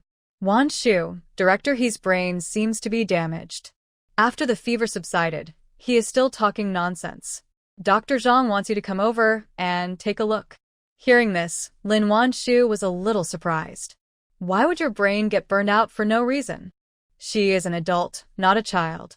How can it be so easy for her brain to be damaged? I can't really explain it. From the moment she woke up until now, she has been arguing with herself and cursing at her fiercely. They all suspected that her brain was burned out, and she was crazy. Several doctors at the clinic were unable to help. Zhang Qingfeng knew that Lin Wanshu was not an ordinary Chinese medicine practitioner, but a descendant of Sun Haido's senior brother, so he asked her to go over and see if there was any solution. After listening to her explanation, Lin Wanshu nodded without hesitation. Then I'll go and have a look. She has been following Shi Serong to see patients in Wen City for a week. It would be a good thing for her to gain more experience. Without any delay, they said heko to Qin Yan and hurried to the hospital. As soon as I walked to the bedside, I heard He Wenju's angry and panicked voice coming from inside. This is my body, go away. Then, it was still her voice, but her tone sounded helpless. If you keep on cursing, you'll be sent to a mental hospital soon. Lin Wanshu. Comrade Lin, you are here. Zhang Qingfeng saw her and hurried over to greet her. Dr. Zhang.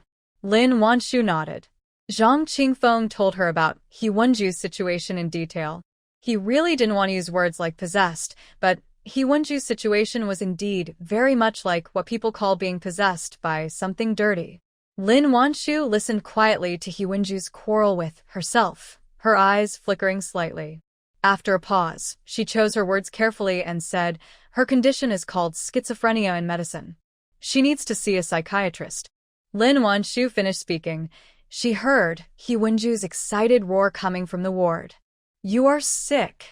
Your whole family is sick. Lin Wanshu, do you want to hurt me? Are you happy to see me in trouble? He Wenju was in a daze last night and felt like she was floating. Seeing a bright light ahead, she instinctively walked towards it. But when she was halfway there, she vaguely felt a reminder from within, telling her not to go. He Wenju was suddenly awakened. Again, she found that she couldn't control her body. Struggling hard, she suddenly realized that there was a strange soul in her body. This discovery shocked and frightened He Wenju. She cursed at her, beat her, and tried to drive her out, but it was of no use. There are now two souls living directly in her body, and He Wenju can feel that the other party is becoming more and more powerful. Maybe she will soon no longer be able to control this body. She was already scared enough, and now Lin Wanshu wanted her to see a psychiatrist. How could she not go crazy? Seeing a psychiatrist, isn't that the